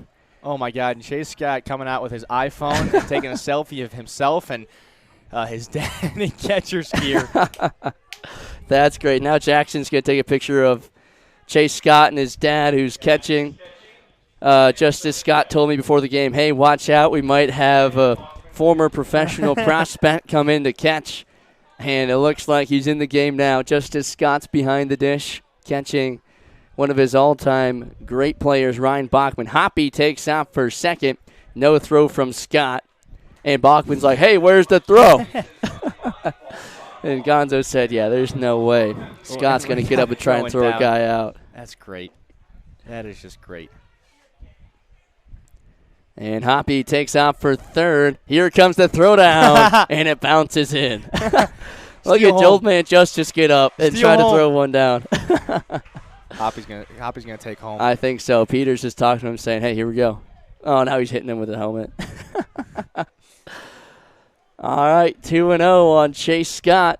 Hoppy, big lead off third. I believe that was called a strike at the letters. That's great from Chase to bring his phone out there. Yeah, that's awesome. Swing and a miss. Evens the count 2-2. Don't strike out with your dad behind the plate now. Uh-oh, here we go. He won't hear the end of this for sure. What he should have done is laid a bunt down. Yes, that would have been. Made his dad get up and try and field it. Swing and a miss. Ryan Bachman punches out Chase Scott for out number one. Oh, you're going to love that. Oh, boy. You're going to love that. Seth Nelson waves him over. He goes, I got to talk to you. Yep. Yep. That's awesome. We knew we were going to see it at some point. Oh, man. Now hitting, it'll be Reed Hartman and Octavio Sanchez getting warmed up down there in the bullpen. He just pulled one to the other mound. Oh, boy. This is going to be fun. That's a pitcher that most of the players that did not want to face. Obviously, he's barely a year removed from college ball, if that, right? Yeah. He just finished, I believe he just finished up another spring. Did he? Yeah, at Rogers State, if I'm not mistaken. Here's the 0-1 to Reed Hartman. There's strike two, and Bachman's looking for back-to-back punch-outs. Bachman's playing the strike zone of the umpire here. Only a one-run lead for the Squatch against the peer team, or post team, pardon me. Here's the 0-2. popped up down the first baseline, giving chases the first baseman and second baseman, but it'll drop harmlessly. Whoa, watch out. Somebody went flying into the fence. I believe that was Aiden Meverden. And it looks like Jack Branham's in right. I think he's going to play all 9 positions He's tonight. definitely trying. He's definitely trying. I don't know where. I know he's played, obviously, pitcher, first, short. Now he's in right. I don't really know if we've missed any other positions for him yet, but we'll try and update you. The 0-2 on Hartman. Breaking ball. Just misses. How about that from Bach? A little breaking ball. Why not? Why not? Hoppy still standing at third.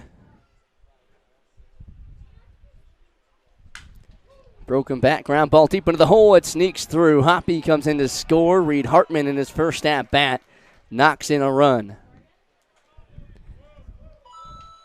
Yep, and it looks like half the team's going to go on out there and take the ball from Bachman. And Peters is making the call down to the bullpen. Yeah, they're going to make him go all the way up to the mound and then make the change. Even Post 164 is coming out to congratulate him. That's just awesome.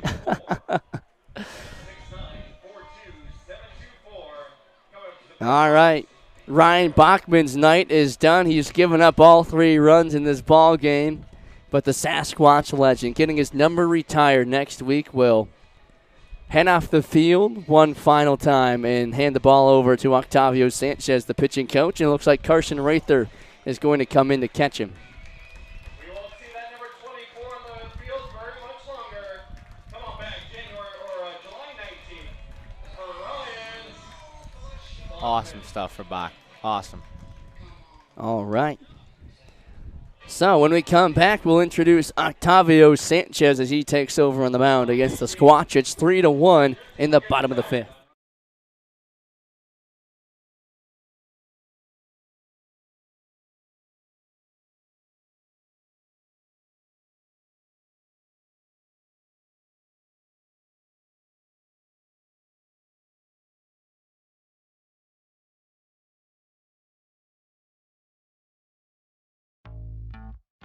They say there's no guarantees in life. But who's they? And do they have Midco internet? Now there's a guarantee. So let's go. Let's go reliable. Let's go resilient. Let's go beyond.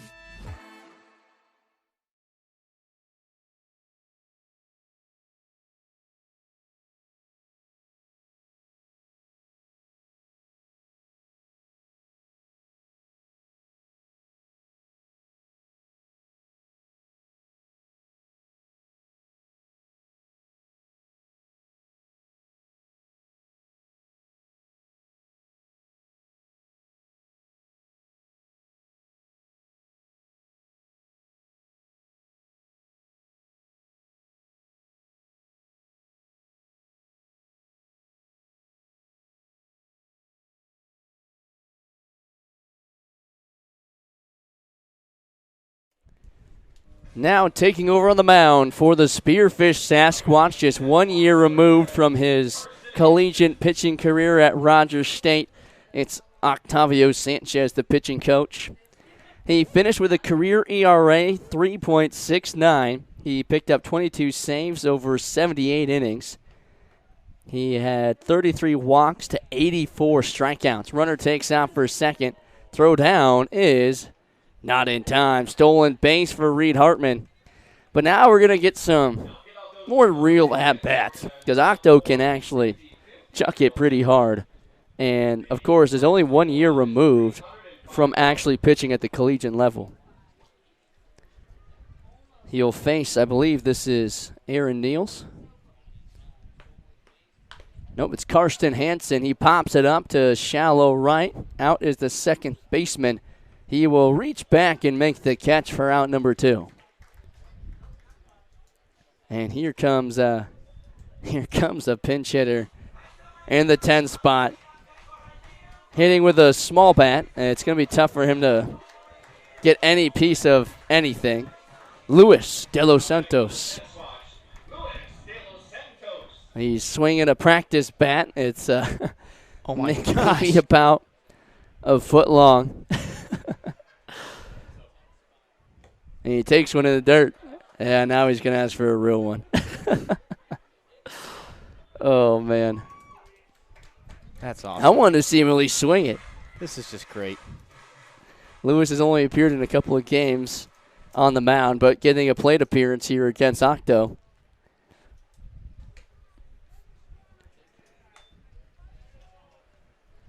We saw Hoppy run. BY got an at-bat. Mitch Hamrock got an at-bat. Now it's Luis De Los Santos at the plate. Heck of a cut right there. Wow. Trying to just touch it as Octo blows it by him.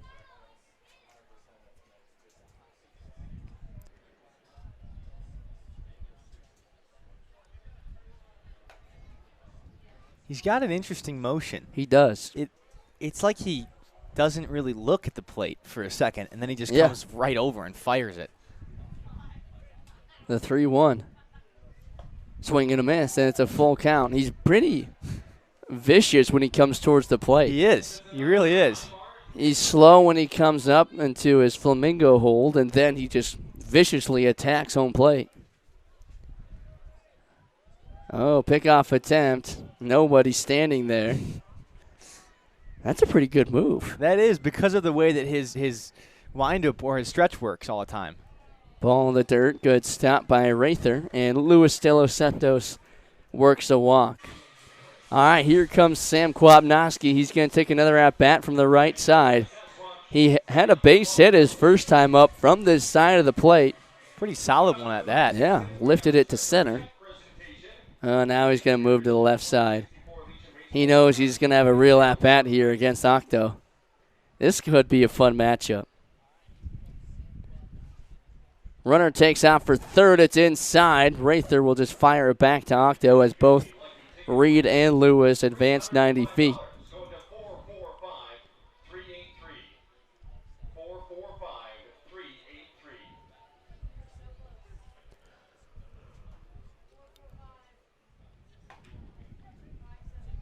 Looks like Kyle Finn will get an at-bat. He's on deck. That'll be fun to see. Yeah, now we're getting to some of the power hitters in this lineup facing Octo. 1-1 on Quap is inside for ball 2. This has just been a fun day so far. We're obviously, cleaning up and after this game because they're going to go on the road to Casper, which will be fun for the Squatch. So it's just one game back here at home. Pulled foul. But a very fun game for sure. Not a packed stadium, but enough people here to make some noise on the strikeouts and the Jack Branham movement around the entire field for Spearfish fans. The 2-2. Swing and a miss, and Octo picks up a strikeout against Kwapnoski, and that is out number 3. Octo strands 2 in scoring position. It's 3-1, and the Squatch lead it headed to the top with a 6. When we come back, we'll go around the league with Luke Layden.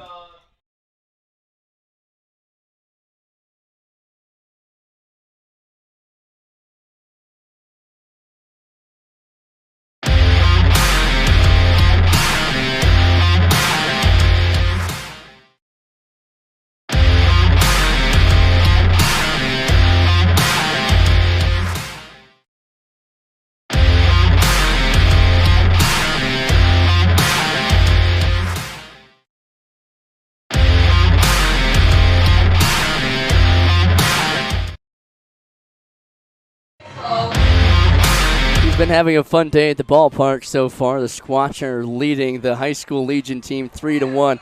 Ryan Bachman's going to join us here in a moment to talk about his outing. But first, let's go around the league with Luke Layden. So obviously we had the weekend off, so I'm going to start off with the updates from that. Casper Spuds were 2-1 on the weekend. SAP 1-2. The Mood 2-1. The Hastings Sawbusters only played 1. They won that one. The Bison Baseball 0-2, haven't gotten their first win yet. And the Prospects 0-1. Now going into today's games, we have the Casper Spuds and the Wahi Zap back at it again.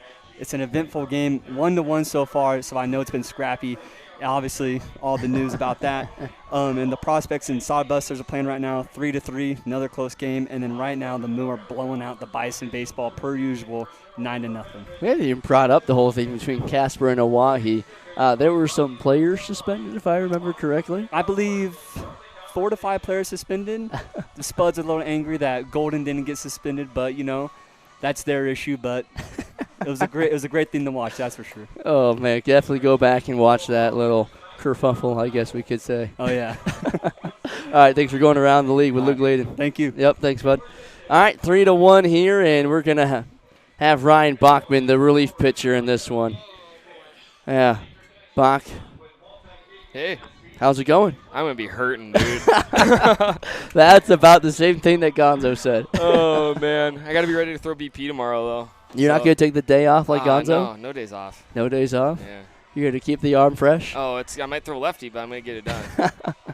Well, how did it feel to go out there and throw against your guys, especially against your guy, Mitch? Yeah, it was fun. I mean, I went out there just trying to throw strikes and have a good time. It was fun. Like, I was sitting down in the bullpen. I was like, I kind of miss this feeling. Like, I was all, like, kind of jittery and excited. And it was cool. It was just special to be back out there again and playing. So, and I didn't get a comebacker smoked at me, and I didn't blow up my elbow. So it's a win-win. It was a good time. And only gave up 3 runs. I know, only. I know. It was, hey, if I could have controlled the running game a little better, I think we would have maybe given up just 1. So. Well, it's a little tough when your catcher can't throw down.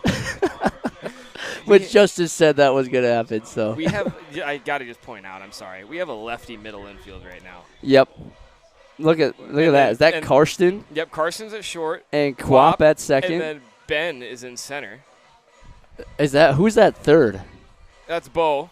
That's Bo at third. Bo at least does he have a first baseman's mitt on though? No, he's good. Okay. I don't think so. All right, but Seth's at first. He's good. Here's a line drive to left. That'll drop in. Diego's out there in left field. And then is that Chase Scott in right? Chase Scott looks like he's out in right. Just got a whole lot of movement around here. I just had to point that out because it is absolutely electric that we have this going on right now. But oh man, that was a good time. Yeah, good time. Sure. Have you ever pitched before? I did. I pitched in this game last summer. Okay. And then my first year in the league, I gave up a grand slam in a blowout. My ERA was like a 74. Well. And then a few just like mop up fun blowout innings here and there. Yeah. But that was the first time I was like trying to get guys out because I just threw fastballs last year because they didn't want to hurt myself. But it was a good time. That was fun. And it's just this is a fun environment too, right? Like nobody's taking themselves too seriously. I mean, as you can tell, and it was just fun to get up there. And like you said to Mitch, I was like, I'm just gonna try to give him a heater in the zone because I wasn't finding the zone very well, and it was just a good time. And you did pick up 1 strikeout. I did get a punch out. You got Chase. Chase Scott's gonna live in my highlight reel forever now. With his dad catching. I know. It was that crazy. Is awesome. It was the only good slider I threw all night, and then I did break a bat too. Yep. Which made I felt bad because I know how expensive those things are. But hey, it's another thing to add to my resume, I guess. Exactly. Throw it on the Ryan Bachman highlight reel. Yeah, I guess so. There's not much on there. So. Well, now you have at least 2 things to add on there. I got at least 2 things to put on there. There you go. Oh, that's awesome. I mean, it's been so fun. Obviously, there's been a lot of laughs and things. But it's just been fun to see a lot of the guys move around. And we talked with Gonzo when he was up here. It just feels like old-fashioned backyard baseball, especially when Carson was out there playing second, jumping around like a kid on his first day of school. God, when he tracked that one down, I hadn't laughed that hard in a long time. But and then Finney just lets it drop right over his head. And it was perfect. Didn't even move. But no, that was. It's like you said. It's just like the backyard. It feels like you're playing in the backyard, just having fun with your buddies, and that's the special thing that's been happening at this game the last couple of years. Is it just kind of feels like you're, having fun and playing the game kind of at the purest level, which is cool. Now, when you got pulled from the game, about half the dugout came out there to come get you. But yeah, I didn't know that was happening, so they had to tell me to get back on the mound. Yeah, I was gonna say you're coming out too early. You got to get your moment. Have your moment out there when you're coming off the field. Yeah, that was cool. It's just, a lot of those guys I'd played with before, and that was a special time to kind of just see them and give them all hugs. And no, it's just, again, like kind of knowing too that like in even a semi-competitive setting, that's the last time coming off a field. It was little. It just kind of brought me back to when I finished up in the spring. You know, it's kind of like, oh, well, that's it. But in like the best way possible. Oh, good swing there. Ground ball to first. Nelson picks over. it up. The pitcher's not there, and Seth's not even going to give it an attempt. I'm sure he's going to talk to the pitcher. Yeah, even the pitcher's giving the runners some crap. Oh, man. Oh. And I actually saw pregame. Seth was talking with some of the high schoolers about their swing, trying to coach them up a little bit. Is that something that's happened in the past, or is that just the camaraderie when it comes to this game, knowing that, hey, we're here to have some fun and maybe even learn a little too? Yeah, absolutely. You're trying to just help them out in any way, and especially just like to feel more comfortable, right? Because they're not super used to obviously taking BP with a group like this, with guys that can play really well, and it's a different kind of speed even of batting practice, and it's just cool to see that and get them a little bit more conditioned to what the next level looks like. And I think that's the biggest part of it. It's not necessarily Seth is just great at that. He's great at he's picked him off. No way. Did he? Oh, I didn't even see that. Did he hit and ball trick him, or did he pick him off? I know Sam was trying to do that at first base, but he didn't see him. It was either a hidden ball trick or a pickoff. Let's watch the replay here. Okay, he's off. Oh, it was totally a hidden ball trick. Sam faked the throw back, waited for it, kid. Oh, man. Oh, that is what awesome. Up, Samson? Now here's Samson joining us up in the press box. Yes, Ryan Bachman, a legend here at Spearfish. Oh, man.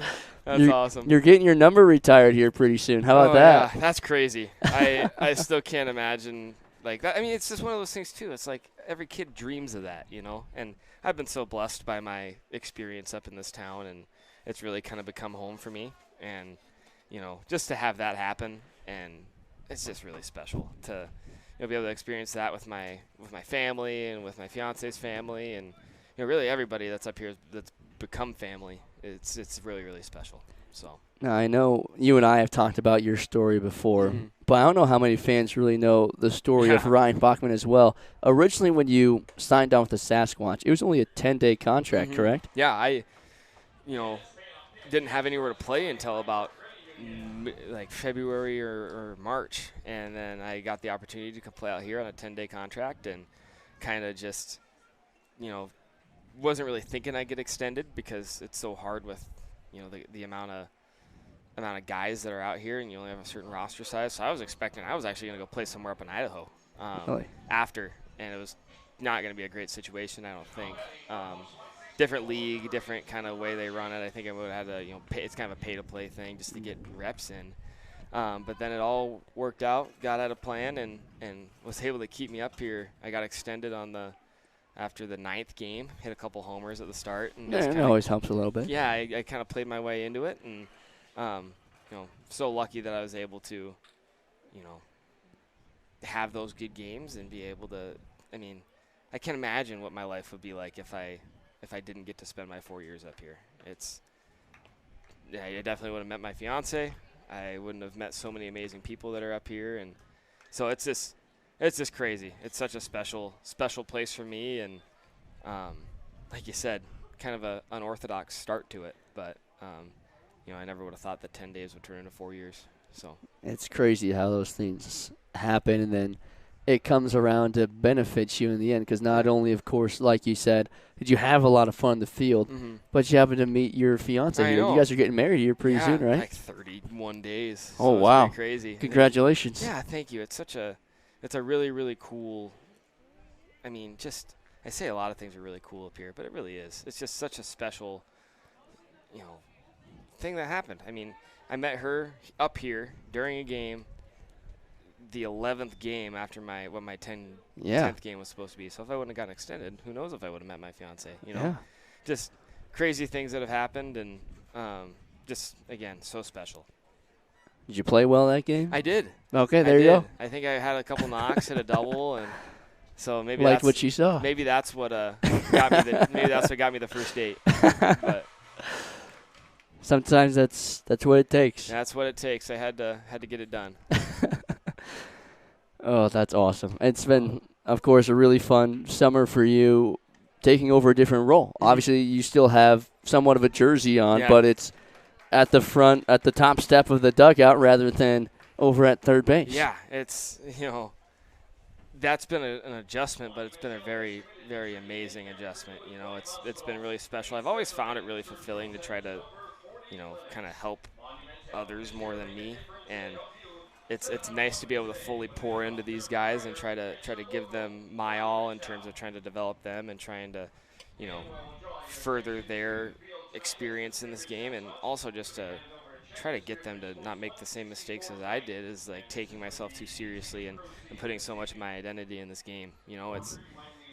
That's a really amazing part of it that I didn't really expect, but to kind of just be able to just have that opportunity to try to help those guys with that. That's one of the most fulfilling parts of this all. Obviously, to help them get better on the field too, but also just to help them in general with life and any things that they got going on. So really cool. No, it's of course been not only just a fun summer, but a historic summer. It's been a year where, for the first time ever, you guys won the first half, which I know we talked about right after that walk-off home run. I mean, it's a full circle thing again for you, because you were here when they were able to make the playoffs, but came up just short. And last year, in your last game, had a chance to make the playoffs, but came up just short. But this year, how does it feel to be able to witness some of that and be a part of that historic change and historic movement towards another winning season? Yeah, it's just special to be a part of that, I felt like I was, there, and I was, immersed in it, when I was playing. So, like, to be able to have this opportunity when we're having, like you said, kind of the historic success, it's really special to get that opportunity, because it was one of those things you work so hard for when you're playing. Yep. It was always such a grind in the second half, right? Yes. Because we were just always trying to win and trying to, like, be in it at the end, and it always came down to the end. I remember my first year when we made the playoffs, we had, like, a walk-off grand slam from one of the teams, beat the first-place team that helped us get into it. So, like, it's crazy scenarios. You're down towards the end. You're grinding it out. Like, now, we did it right off the bat, and we've been able to, like, work on things and try to develop more, get more guys in, and just to see that, and again, just to have any small piece of that is awesome. So it's been electrifying to watch, and especially some of the wins that we've had here. Really fun. This guy who just got a base hit off of Octo has been electrifying to watch. Yeah, I mean, Kyle Finn's the type of guy that he's just I don't even really have words to say what he does. It's so different than, like, ordinary, right? Like, he gets it done in such a different way, and it's so cool to watch because look at how long his arms are, and he just somehow gets the barrel to the ball, and he's not, like, super far off the plate. He somehow gets the barrel to the ball when all he's doing is, he somehow does it, and he pulls his hand. It's such a weird swing. He's upright, no batting gloves, and he just crashes down the baseball. It's so. We've talked about it a lot up here about how weird it is. Yes. The sound is so different than anything else I've ever heard. He hit one, I think it was against the Sodbusters. Yes. He hit one in that first inning, and it was like, oh, my gosh. Yeah. It sounded different, and then your head moves a little quicker falling out of the yard, and you know it right off the bat. It's super cool. Well, and he hit one down the right over the right field fence, which I didn't know if we would ever see that. Yeah, just the backside power. Just the power in general. Like, he's just able to have he's just a complete hitter in such an unorthodox way. Yes. And it's something I've never seen before. I don't think I'll see it again. It's kind of, I don't want to say, like, it's not the Hunter Pence situation with the swing, because he's got more of an orthodox swing, but it's the way that the build and just how lanky and long-armed he is. To be able to have that ability to pull the baseball is amazing. So he looks almost as unorthodox as Pence, but he stands a little bit more straight up necessarily, and like you said, has more of a not more orthodox than necessarily Pence, but that's just how weird Pence Yeah, was. exactly. Yeah, and it's like, you know, the swing is his swing is so, it's good, you know. It's not like weird in the sense of, you know, like I said, like Hunter Pence to set up all the weird follow through stuff, but like it's just crazy that he's able to do what he does because of the arm length and how tall he is and how upright he is. For him to be on time as much as he is, from being that tall with the arm, like it's just talks about how pure of a hitter he is, and he just gets it done with whatever way he wants. So it's been, again, I can say it 100 times over. It's been fun to watch. Yeah. It's been really fun to watch. Well, here's Chase Scott, who struck out his last time up against the guy that's now on the headset. This time he's got a Rather behind the dish than his dad, who's probably chirping him a little bit. Oh, yeah, I'm sure. The selfie was pretty cool. That was fun. Chase has been a cool guy to see how he's developed, too, on just, you know, not just the baseball side of it, too, but the mental side of it. You know, he's the type of guy that, you know, knew, like he was out here last summer, right? And he was around us all the time. Just to see him from that spot to now, it's such a cool. Oh, there we get through. Ground ball deep in the hole, sneaks through. Finn's on his way my home. gosh. The throw in will not happen. How about that windmill from Mr. Jackson Peters down the third base line? He's an aggressive third base coach. I know, he was yelling at me when I was out there. I was like, and he was the one who made the call down. He kept doing this. I know, and he was trying to get Diego to bunt too. God, I don't know why I was getting shelled. I don't know why they would try to bunt off me. It's like, especially with Diego, it's almost a free out. But hey, got to shout out my post 164 defense as well. Oh my gosh. Throw down a second, sneaks through. I got to shout out my post 164 defense as well for that relay throw to the plate in my first inning. Gunning down BY. I know. Brian was laboring. he went back in the dugout and he was like laying flat on the ground. Probably needed I'm some so out of CPR. breath. Yeah, someone needed to get him some oxygen, but that was fun. Well, I don't know if you saw. He completely whiffed home plate. He didn't even touch it. I was trying to figure out where I needed to go because I knew, I was like, I can't just stand on the mound. I've heard pitchers get yelled at that enough. Yeah, where's your backup? So I was running down this way, so I didn't see it, and then I turned around and he goes this, and I was like, oh, nice. Save the shutout for another inning, and then I got banged around a little bit, but it's all right. I mean, you got, like you said, the defense has held up pretty good behind you guys. They've done a really good job. It's crazy to see because these balls. I mean, even the first inning, the ball that Phoenix hit, to the shortstop. That was awesome. A hot shot. Really hot, and on, you know, kind of the lefty weird tail off of that. It was a great job. So, no, it's fun. Like we were saying, just to have this experience for both groups of guys. You know, it's cool. Well, I got to ask about Octo. Obviously, he's only 1 year removed from actually pitching at the collegiate level. If you were down there taking an at-bat against him, how would you approach it? Well, I know he's got a cutter, and he really likes the cutter. So whenever I would face guys, I was never good against guys with cutters because I could never swing at it if it was in. But I guess my approach would be to sit the ball in, and if it starts away, it's probably going to cut off the plate. So if it starts at my front hip or in the inside part of the zone, then I'm going to swing at it. But if not, then I'll take it. And if it's a strike, that's okay. But with the cutter, I don't know. That was always my approach. Try to cut it in half. He'd get me out. Like, that's gross. I mean, unreal. Just a frisbee, but it's at like 82. And he's, again, like a year removed of pitching. We've got his numbers up here. I mean, a 3.69 career ERA. He had 33 walks to 84 strikeouts. Yeah. In 78 innings. That's nutty. Like, what was the batting average against? 240. Where is it? Oh, yeah, 230. 230 opponent batting average. Doesn't hit anybody with the cutter, too, which is crazy. Yeah.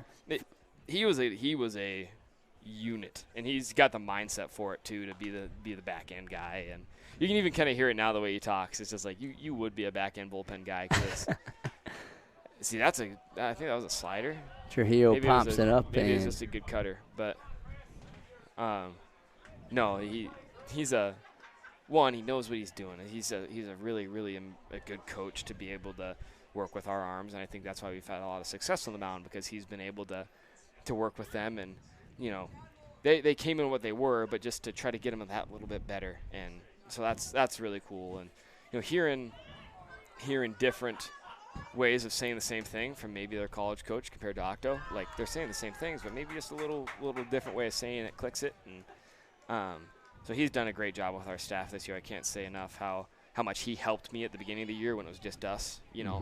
So I'm so thankful for him and Matt being able to just be great. We all did it together too. It wasn't something where it was just me doing it. I'm so glad it wasn't. I needed those guys because I'd never done something before like that. And so it was a great team effort those first couple series, but especially on the pitching side, I would have had no clue. So I was so thankful for him to be there. So yeah, it's been really fun. Sorry, real quick. That's never gonna get let go by Diego with Coach Octo. He got that base hit. That'll be talked about for the rest of the summer and possibly on. That's awesome. So Diego punched one through the right side and picked up an RBI too. Yes. So not only does he have a hit against Octo, but he's got an RBI. Who would have thought that Matt Gonzalez with the clean 2 innings? Yeah. How about that guy? Scoreless, put up 3 goose eggs. He throws an absolute frisbee changeup. So we were ripping flat grounds for about 2 weeks before this. That was our preparation, just 2 weeks. But I told him, that guy from the Yankees, that Tommy Canley, he might not be with them anymore, but he's moved around a bit. He threw like 74 changeups or something in a row. Yeah, like, something ridiculous you just like gotta that. go do that. Yeah, over just and over throw a again. bunch of circle changes and see what happens. But that was sweet. He looked good out there. He looked did. comfortable. Well, he said that he's not going to throw BP tomorrow, so you might be by yourself. I know. I gotta go get some ice after this. Here's Carson Hansen. He picks up an RBI base hit against Octo. Is that going to be the 4 rule? We're going to see that for the first time tonight, or is that just the 3rd? I think that's just the 3rd. Okay. It looks like Rin's going to get his wish. Oh, my goodness. Here comes the Hawaiian. Rin Chambers. I have no words to describe this guy either. He is just an absolute he's Rin Chambers. Yes. There is no other word to describe Rin than Rin. Yes. I mean, look at that headshot there on your notes. Oh, yeah. Just look at him. I mean, he looks like he goes to school in He Hawaii. does. He looks, he surfs and he. that Gonzo? That sounded like Matt. Yep, it's Matt. He's sitting up here with the interns. Not even doing his job. No. What? No way. Oh, man, that's phenomenal. He might be taking a little break. Yeah. Here's a ground ball to second. Chambers is thrown out as he carries the bat with him. Awesome. And how about some words exchanged between Octo and Rin? That's special. And Matt Gonzalez enjoying himself tonight. Yes. All right, the Squatch pick up a couple more runs. It's 6-2, and we're headed to the final frame. Bachman, thank you so much for joining us. Great job on the mound. Thank you. Great Let me job go get this some ice season. on this. Yeah, and maybe you'll join Gonzo here in a minute. I might have to. Kick back. I got to see where he got that. So, all right. All right, thanks, awesome. Buck. Appreciate it.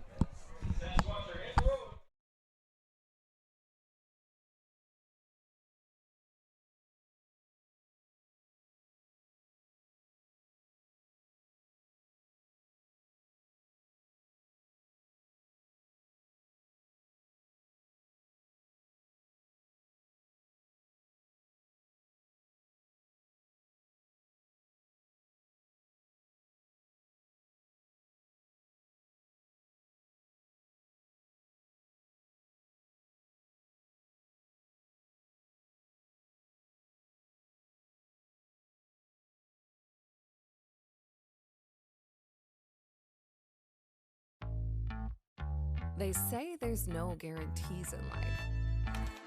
But who's they? And do they have Midco internet? Now there's a guarantee. So let's go. Let's go reliable. Let's go resilient.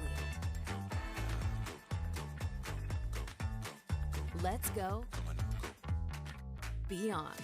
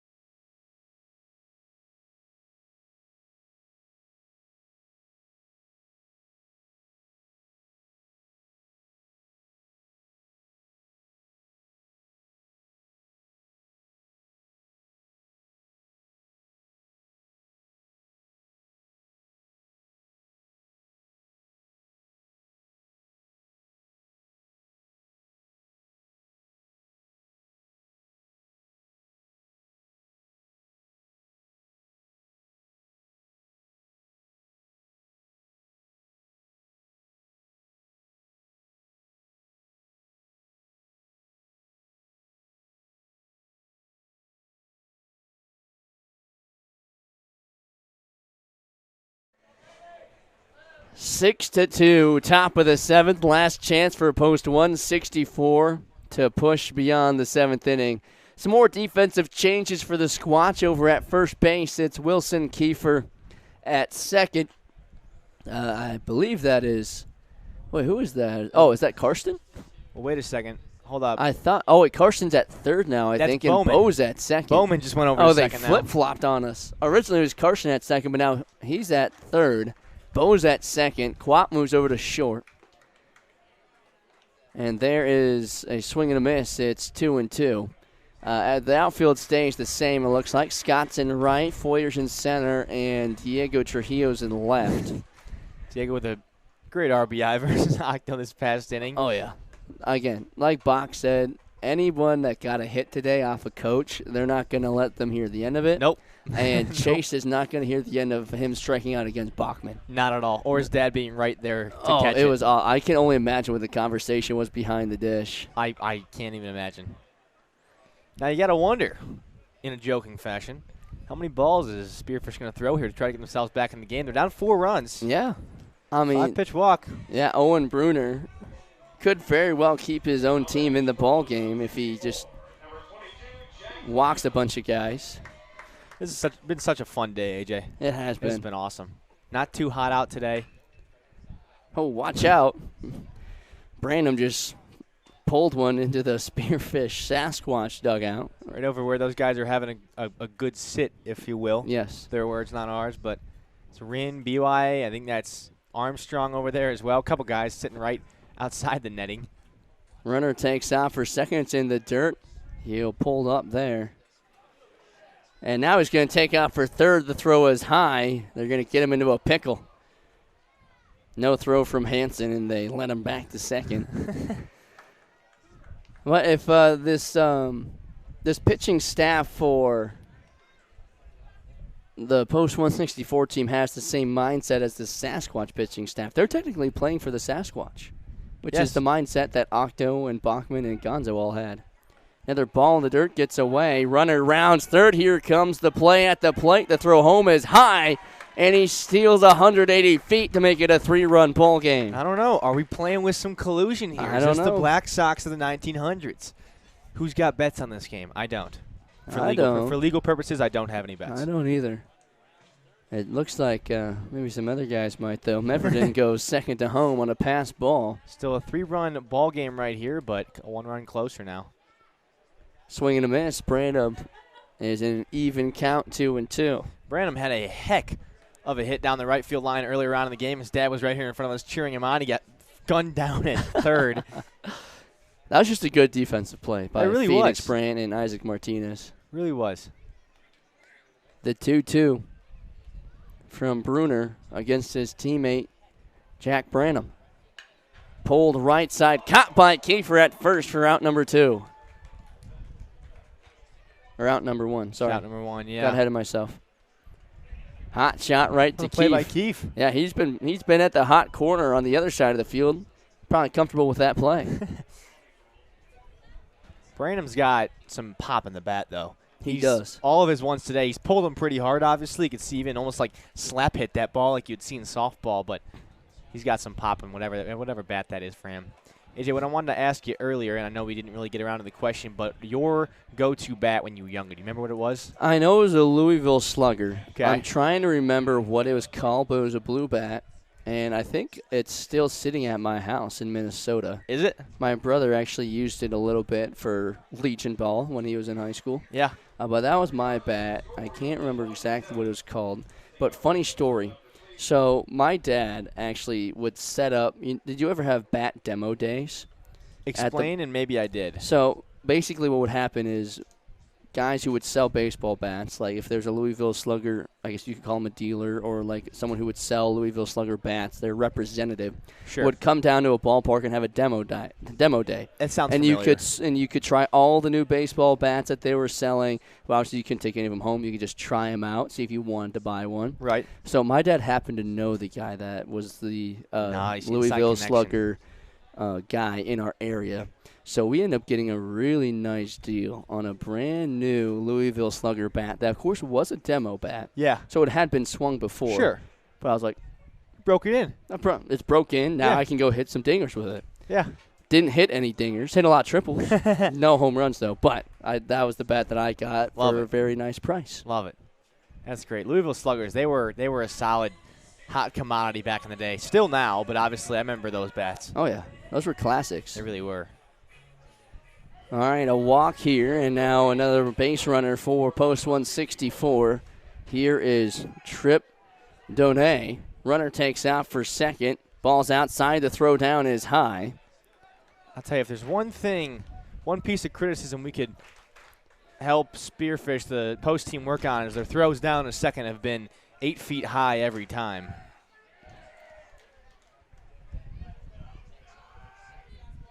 See if he tanks off for third. Big lead off second. He tanks off early. He's got to step off. He waited until he got to third. Then he threw home.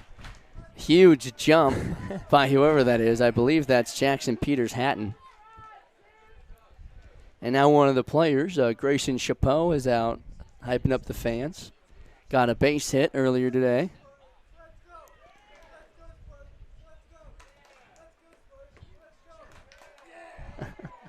Ball gets away, and Jackson comes in to score. And now it's a 2-run ball game. Hold on a minute. We're not done yet. I'm telling you, unless these players strike out, I think they're trying to get them on base a little bit. Trying to keep this game alive. Which is fun. We're just joking up here, of course. But it really has been just a blast of a day. Bachman talked about it. Gonzo talked about it. Just how fun this has been for everybody involved. Swing and a miss. And there's the punch out for Owen Bruner. And the Sasquatch / the post 164 pitchers are an out away from picking up a victory in this exhibition game. And even if it ends like this, 6-4 is a fun game. You know, it's not a blowout. It's not 21-3. It's also not 1-0. 6-4. You saw some runs. You saw some great hits. You saw some coaches pitch. It's been really fun here. Here's the first pitch. It's upstairs against number 12. He's not on my roster. I wonder who he is. There's a strike on the corner. Excuse me, there he is. Tanner Gottlob digs in for another at-bat. The 12 does not look like a 12. Looks like a 17 or what? I couldn't tell you. I'm not even looking at your roster here. Let me see it. It looks like a U. Where's it at? I mean, it obviously does. when you look at I it. see the 2 now, but yeah, it looks like a cursive U. Yeah. Cool. Here's the 1-2. U-fist pitch way over his head. Scott Penny had to get out of the way. And it's 2-2. Some fan just yelled out, give him the heater.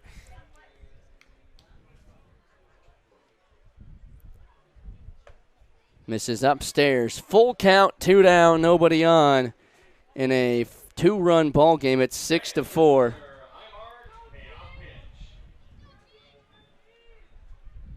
Swing and a miss. Down he goes, and the ball game should be over if we're only playing 7. But everyone acts like we're going to be playing at bottom of the 7th. All right, we're not done yet. 6-3, bottom of the 7th. When we come back, 6-4, excuse me.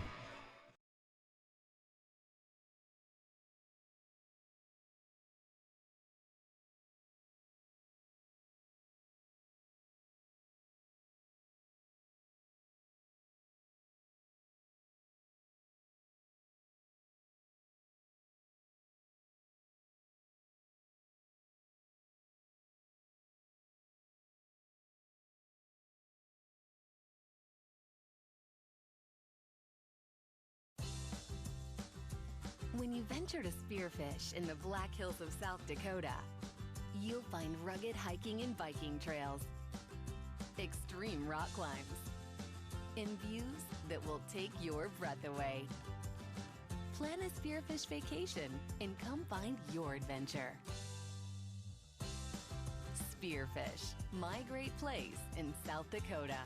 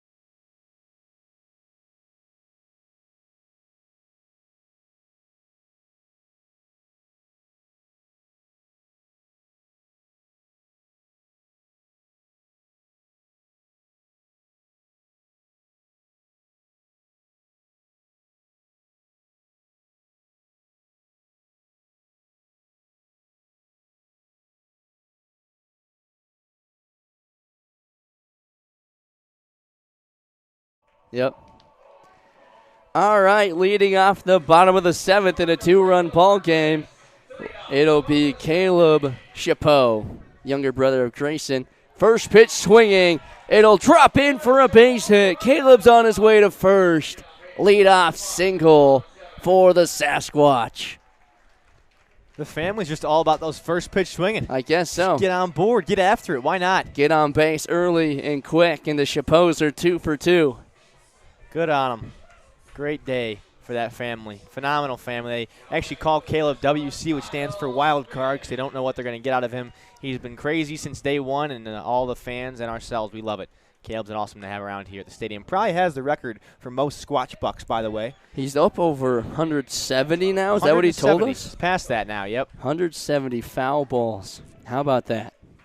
Obviously, if you guys don't know what a Squatch buck is, you don't exactly collect it and keep it in your room and have 170 of those, but you return the ball to the concession stand, and then you get a Squatch buck in return. Now, normally, people will return that Squatch buck almost immediately, or maybe grab 5 or 10, buy a hamburger, they could buy some candy. You can even buy a jersey if you get like 60, 70.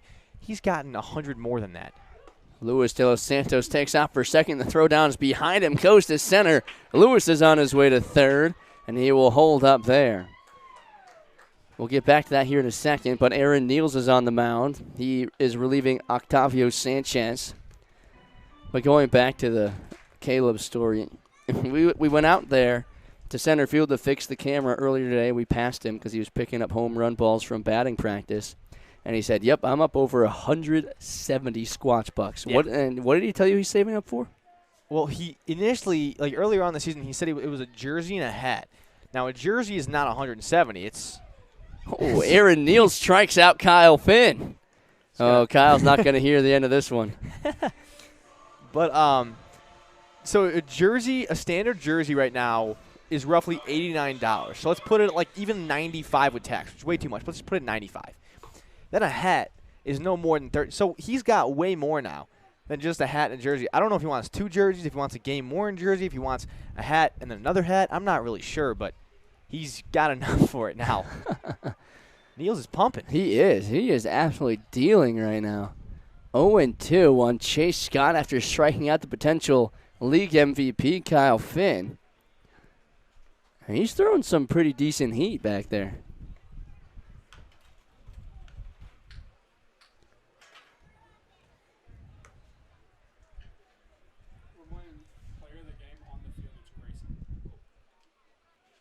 The 0-2 from Niels.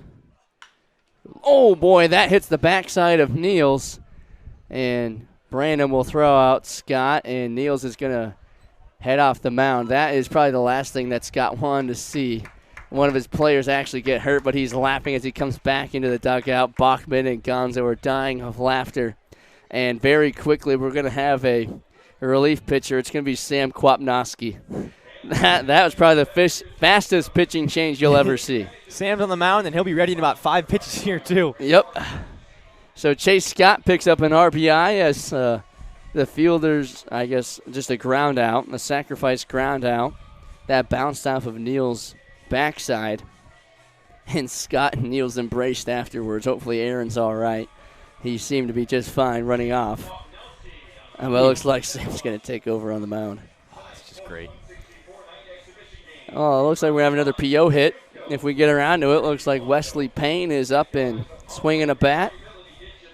He's got a pretty good frame. He gets a hold of one. I wouldn't be surprised if he I agree. Punches one somewhere. All right, 7-4 is the score. Quap is already ready to go. Now, he's an ultra competitor, so I wouldn't be surprised if he really comes after it here. All right, looks like Wesley's going to get his at-bat. Just got in a couple of weeks ago, and he is getting an at-bat here against the lefty Sam Kwapnowski.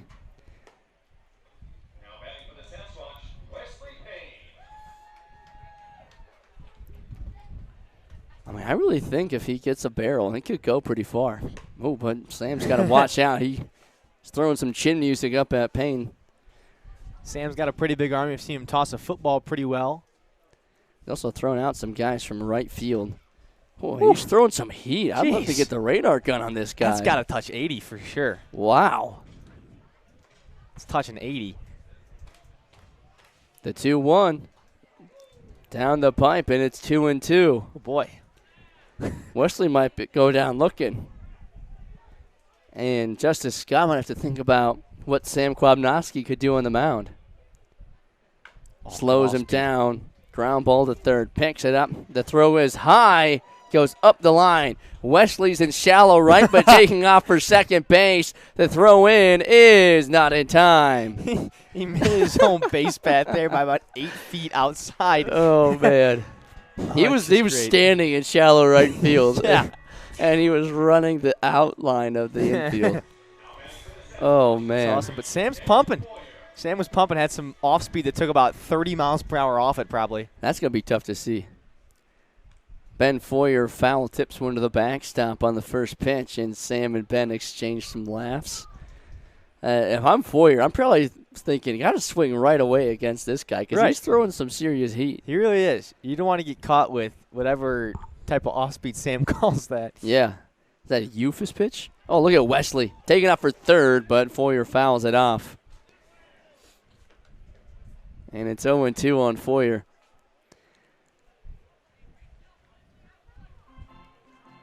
You know, I think I might have an idea for Eric later on. All this, and especially with the All-Star break here. Ooh, how about Foyer hugging one down the line? Wesley's going to round third. Nobody's there to tell him to go home, but he's going to anyway. That's deep in the corner. Foyer's got some wheels. He's on his way to third. The throw in will not be in time. It's a 2-out triple. But this game and, of course, the All-Star break, I want to bring it up to Eric. What about an ILB All-Star game at the halfway point? Wouldn't hate it. Just one game. You throw in a home run derby before the game. Yeah. Especially a lot of the first half guys that played really well, like Peyton Fort. Right. Give them a chance to really show off what they can do since they probably won't be able to play in the playoffs. Give them an All-Star game. Why not? Just an idea. Be a fun time. I don't know what how realistic that would be, but it'd be really fun. I love to see Kyle Finn in a home run derby. Right. And Sam. I mean, he can get a hold of one. He's second in the team in home runs.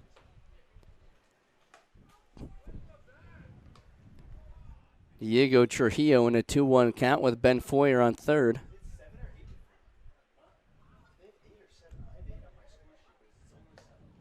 Hack and a miss. It's 2-2.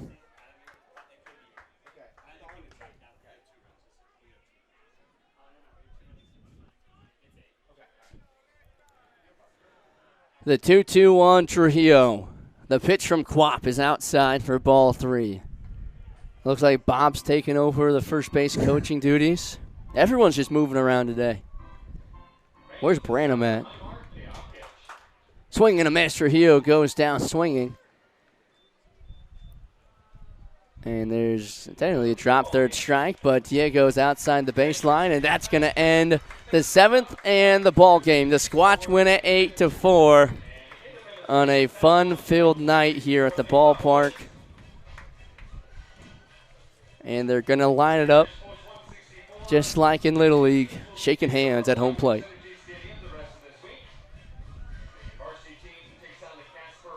Eight for the final.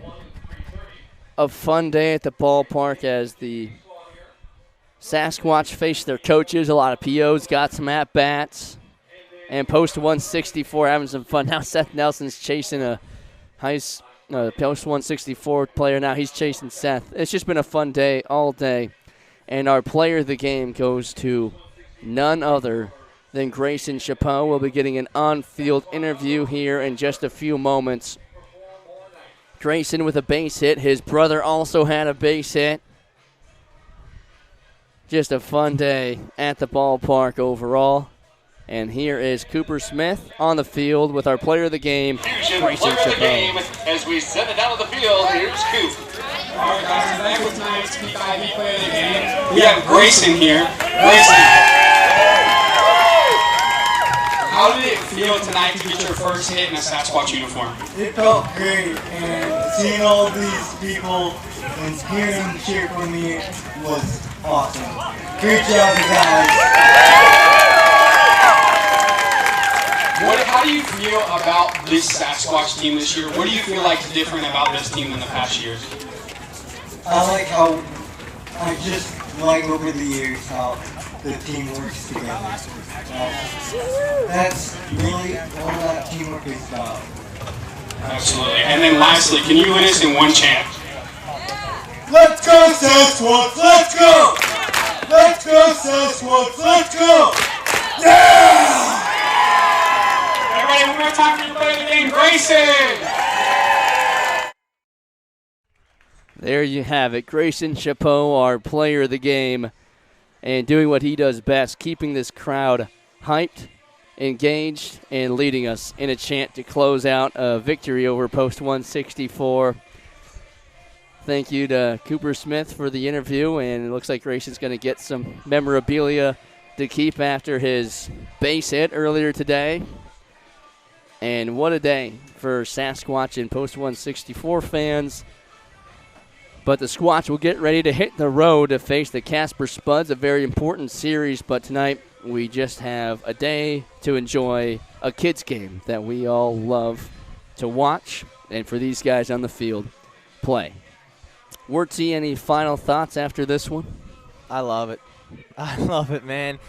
It's really encouraging, reassuring, any word you want to use that's synonymous with that, to know that you're not in the wrong place. You're exactly where you need to be. You're not behind.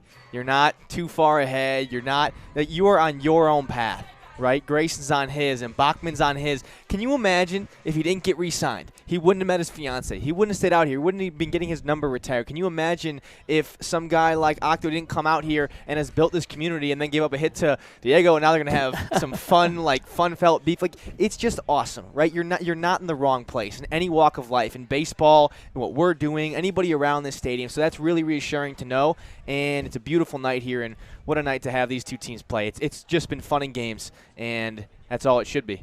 And both teams get ready for some really fun series coming up. Of course, Post 164 not done yet. They have, I'm sure, some more games coming up. The Spearfish Sasquatch will hit the road tomorrow night for a four-game series, against the Casper Spuds, starting at 6:05 p.m. But from all of us here in Spearfish, thank you to Matt Gonzalez and Ryan Bachman for joining us up in the press box, and my partner Aiden Wirtz, who's been with us all season long. I'm AJ Reister saying so long from beautiful Spearfish, South Dakota.